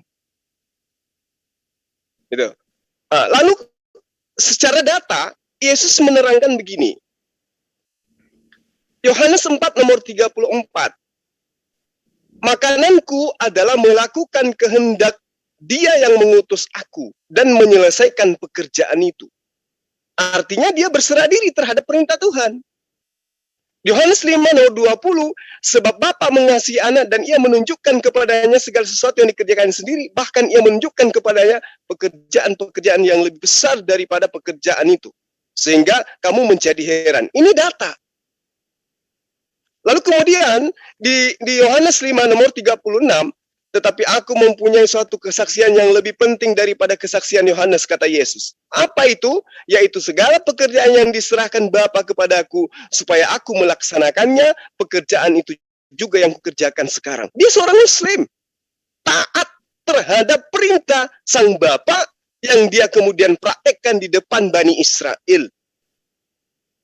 Nah, lalu kemudian dalam Yohanes 6, nomor 28-29, Yesus berkata kepada orang-orang yang ada pada zaman itu, orang-orang Israel berarti, bukan kepada orang non-Israel. Apakah yang harus kamu perbuat supaya kami mengerjakan pekerjaan yang dikehendaki oleh Allah? Jawab Yesus kepada mereka, inilah pekerjaan yang dikehendaki Allah, yaitu hendaklah kamu percaya kepada Dia yang telah diutus Allah. Berarti wajib hukumnya percaya kepada Yesus terhadap pekerjaan-pekerjaan yang Yesus lakukan, bahwa Yesus melakukan apapun di tengah-tengah Bani Israel itu untuk menunjukkan dirinya sebagai seorang Muslim yang taat terhadap perintah Tuhan yang datang kepadanya. Makananku adalah melakukan kehendak Dia mengutus aku dan menyelesaikan pekerjaan itu. Keselamatan itu menurut Yesus kemudian adalah percaya kepada Yesus yang diutus oleh Allah. Nah, Yohanes 7 nomor 3. Maka saudara-saudara Yesus, kata saudara-saudara Yesus kepada Yesus, berangkatlah dari sini, pergi ke Yudea, supaya murid-muridmu juga melihat perbuatan-perbuatan yang engkau lakukan. Apa perbuatan yang Yesus lakukan? Adakah perbuatannya kemudian mempertunjukkan kesyirikan? Bahwa dia mengajarkan Bani Israel kala itu untuk kemudian menyembah kepada dirinya? Menganggapnya sebagai Tuhan inkarnasi menjadi manusia? Melarang mereka kemudian bersunat? Melarang kemudian mereka menjalankan hukum Taurat? Adakah seperti itu? Tidak. Berarti Yesus sangat tegas di dalam pengajarannya adalah mengajarkan Bani Israel agar menjadi seorang Muslim yang taat. Apa Muslim itu? Berserah diri. Apa berserah diri itu? Taat melakukan perintah-perintah Tuhan. Nah, sekarang yang kita lihat di sebelah kita apa?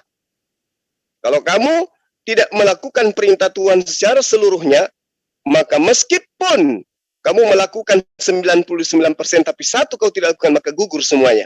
Sehingga ketetapan-ketetapan Tuhan itu harus kudu wajib dianggap sebagai penyebab dosa. Karena itulah kemudian muncul konsep baru yang mengajarkan bahwa ketetapan Tuhan yang harusnya membuat manusia itu menjadi Muslim, itu dihapuskan. Dihapuskan agar manusia itu terbebas dari ketetapan-ketetapan Tuhan. Apa ada datanya? Ada. Roma 7, 9 nomor 10. Filipi 3, 4 nomor 5, 6.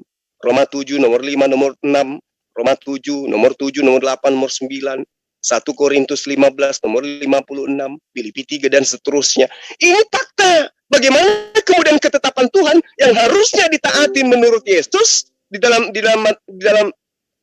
Matius 5, ya, siapa yang melakukan dan mengajarkan kepada orang lain, maka dia akan menempati tempat tertinggi di dalam kerajaan Allah.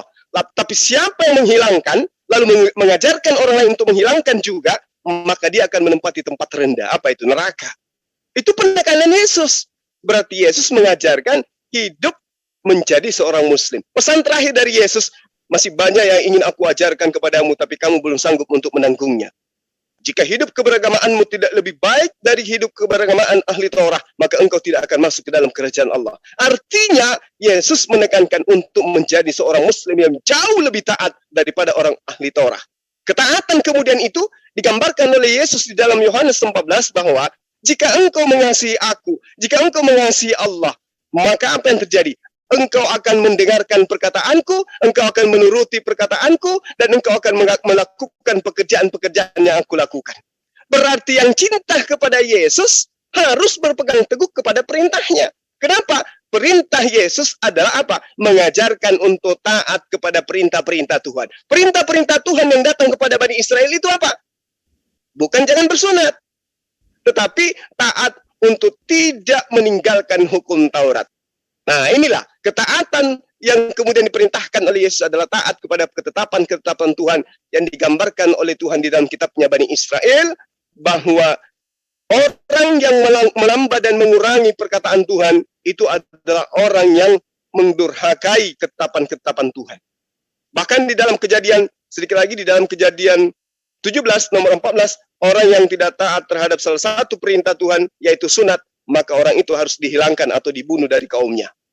Ini jelas. Jadi kalau ditanya apakah Yesus itu seorang Muslim, Yesus itu adalah orang yang taat kepada perintah Tuhan, maksudnya betul. Yesus tidak pernah melanggar perintah yang diperintahkan oleh Tuhan kepadanya untuk taat kepada Allah dan mengajarkan kepada Bani Israel bahwa dia adalah hanya Rasul. Dia tidak pernah lebih dari itu. Demikian, terima kasih. Allahu Akbar. Cukup jelas penjelasannya.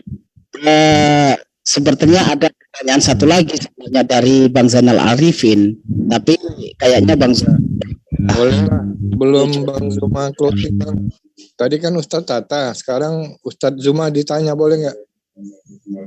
Sepertinya Bang Zuma sudah mendekati waktu zuhur. Gimana Bang Zuma? Sedikit aja. Silakan Bang Zainal Arifin kalau mau. Ya, Assalamualaikum Bang Zuma. Pertanyaannya sederhana Bang. kira-kira otak akal saya ini masih waras tidak? Kalau menolak ada Tuhan selama 9 bulan dikandung oleh seorang wanita. Nah, kira-kira jawabannya apa, Bang Zuma? Makasih. Assalamualaikum. Ya, Anda masih dalam kategori waras. Terima kasih, Bang Zuma. Ya. Terima kasih. Karena pencipta alam semesta ini bukan makhluk. Segala sesuatu yang dikandung, yang dilahirkan itu makhluk. Dan itu Allah suci dari hal-hal yang disifati seperti itu. Demikian. Anda waras, Anda sehat. Pertahankan. Alhamdulillah. Boleh menambahkan sedikit nggak, Bang? Siap Bang. Wabillahi taufiq wal hidayah. Assalamualaikum. Silakan Dinda, silakan. Tadi Bang Juma menjelaskan secara rinci mengenai soal Yesus itu adalah Muslim berdasarkan ayat di dalam Bible. Dewa ingin menjelaskan berdasarkan di dalam kitab Sarwani dan kitab Syekh Ahmad bin Hambal. Di dalam kita tahulah perjalanan Nabi Muhammad alaihissalam ketika Isra Mi'raj.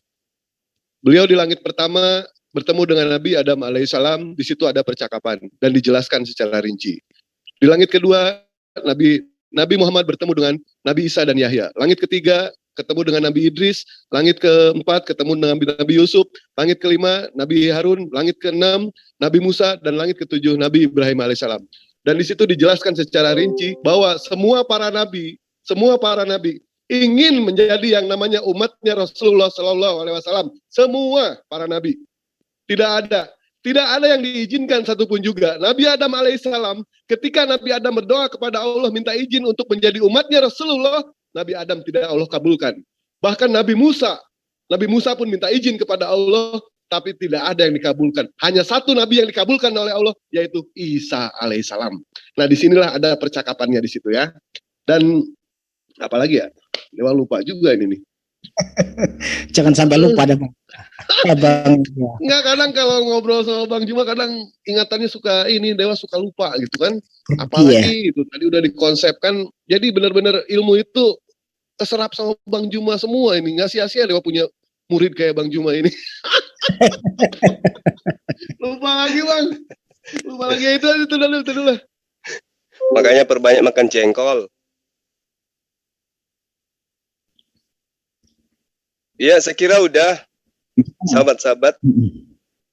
Terakhir dari saya ya, kepada sahabat netizen, yuk rame-rame kita mensubscribe channel Ustadz kita, Tahta Channel, dan juga channel-channel yang lain termasuk channel Bang Erwin.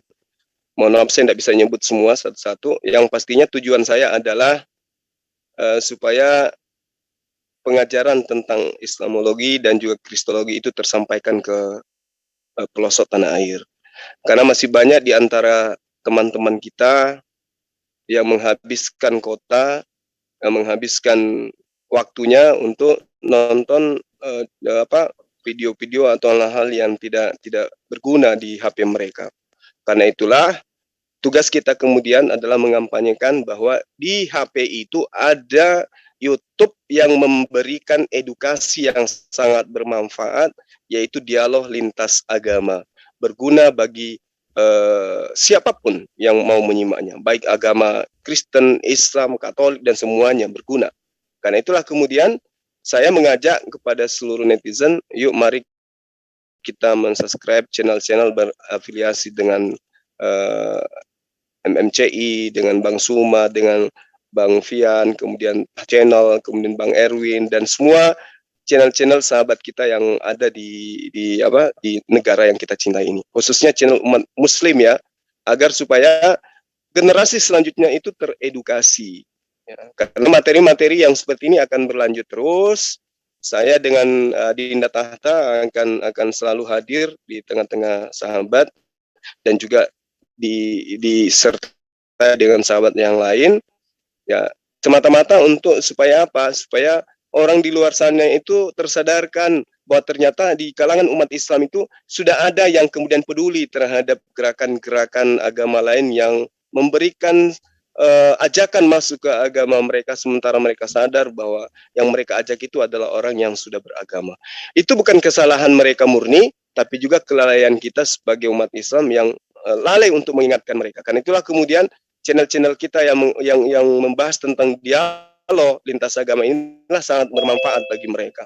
Contoh kecil, kemarin saya pulang kampung, ya, pulang ke daerah di tempat kelahiran saya, itu di Desa Munte sana, di Kecamatan Bone-Bone, Kabupaten Luwu Utara, Kota Palopo, ya. Di situ mereka banyak mengenal, mereka banyak tahu tentang channel-channel Muslim, channel antum semua. Tapi mereka penasaran orang ini dari mana. Ya, kayak saya misalnya, saya itu dianggapnya bule kali sama mereka. Setelah saya sampaikan bahwa Bang Suma itu adalah yang ada di tengah-tengah, barulah mereka percaya. Dan itu sangat bermanfaat. Maka sahabat-sahabat pun saya persilahkan perkenalkan diri Anda, saya Ustadz Tahta, saya di kampung ini, di desa ini, supaya masyarakat di sana itu antusiasnya lebih meningkat untuk memberikan pengajaran, penginformasian kepada tetangga bahwa sekarang itu ada orang-orang yang mempersiapkan waktu untuk berdialog tentang agama, sehingga hal agama tidak lagi sensitif, ya, di antara masyarakat Indonesia. Artinya gini, kalau yang selama ini kita tahu ada kekakuan yang terjadi.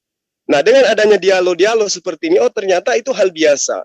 Sehingga kebiasaan ini kemudian ketika disalurkan kepada saudara-saudara kita yang lain, ketika ada terjadi hal-hal yang mungkin menyebabkan adanya kisru sara, itu bisa diredam. Kenapa? Karena sudah saling memahami satu sama lain. Jadi tugas kita sebagai kristolog inilah yang kemudian menyadarkan mereka. Jangan lagi terjadi ada gesekan. Ketika kita berbicara mengenai Tuhan, yuk kita bahasakan Tuhan itu seperti apa. Agama kita masing-masing membahasnya seperti apa. Ketika kita berbicara mengenai Rasul, pembicaraan tentang Rasul itu masing-masing agama kita membahasnya seperti apa. Sehingga masyarakat kita, ya, itu memahami bahwa ngapain kita mau ribut tentang agama. Sedangkan orang-orang kita yang mewakili Islam dan sahabat-sahabat kita yang mewakili Kristen pun sering 24 jam berdialog tentang agama. Mereka asik-asik aja kok.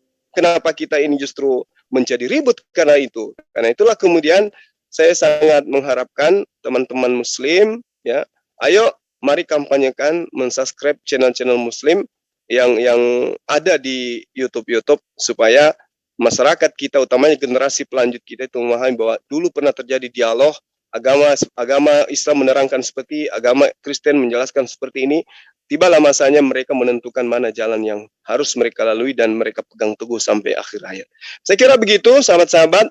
Kepada para guru yang ada di sini, saya minta maaf kalau saya monopoli ke acara.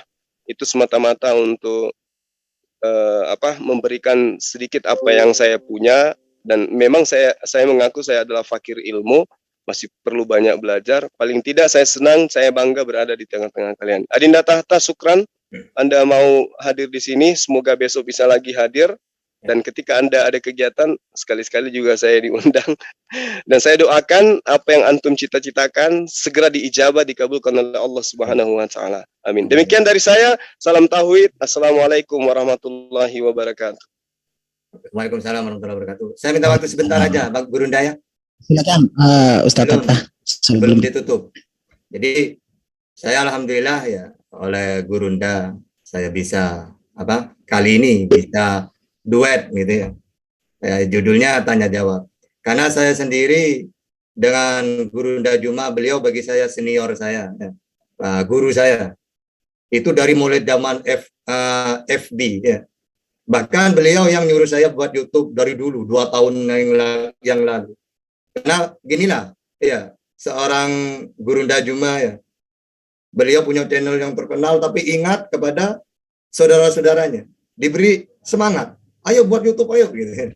Akhirnya saya mengabaikan, akhirnya bisa terlaksana. Saya akhirnya punya juga, dan memang saya kajian-kajian saya itu kalau setiap sore tanya jawab tentang fitnah-fitnah, subhat-subhat tentang yang dilontarkan kepada Islam, baik Al-Quran, hadis, itu saya lihat biasanya jam 17 sore, ya. Itu saya sediakan untuk tanya jawab seputar debater, ya, debat-debat, fitnah-fitnah, subhat-subhat. Dan saya berterima kasih kepada Gurunda Juma sebagai guru saya, abang saya, ya, atas beliau yang selalu motivasi saya, memberi saya semangat dalam dunia debat. Gitu. Mungkin itu saja dari kami. Terima kasih untuk Bang Erwin juga sebagai membantu kami berdua sehingga acara ini bisa terlaksana. Ya gitu. Ya, untuk selanjutnya saya serahkan kepada Bang Erwin. Silakan. Sama-sama, terima kasih. Alhamdulillah untuk tanya jawab kesempatan kali ini berjalan sesuai apa yang kita inginkan. Banyak pertanyaan-pertanyaan yang pastinya sebagai edukasi yang belum bisa dijelaskan karena waktu juga terbatas. Untuk kali ini kita tutup dengan kafaratul majlis. Subhanallahumma wa bihamdika asyhadu alla ilaha illa anta astaghfiruka wa atubu ilaik. Maha suci Engkau ya Allah, aku memujimu, aku bersaksi bahwa tidak ada sesembahan yang berhak disembah kecuali Engkau. Aku minta ampun dan bertaubat kepadamu. Terima kasih. Wassalamualaikum warahmatullahi wabarakatuh.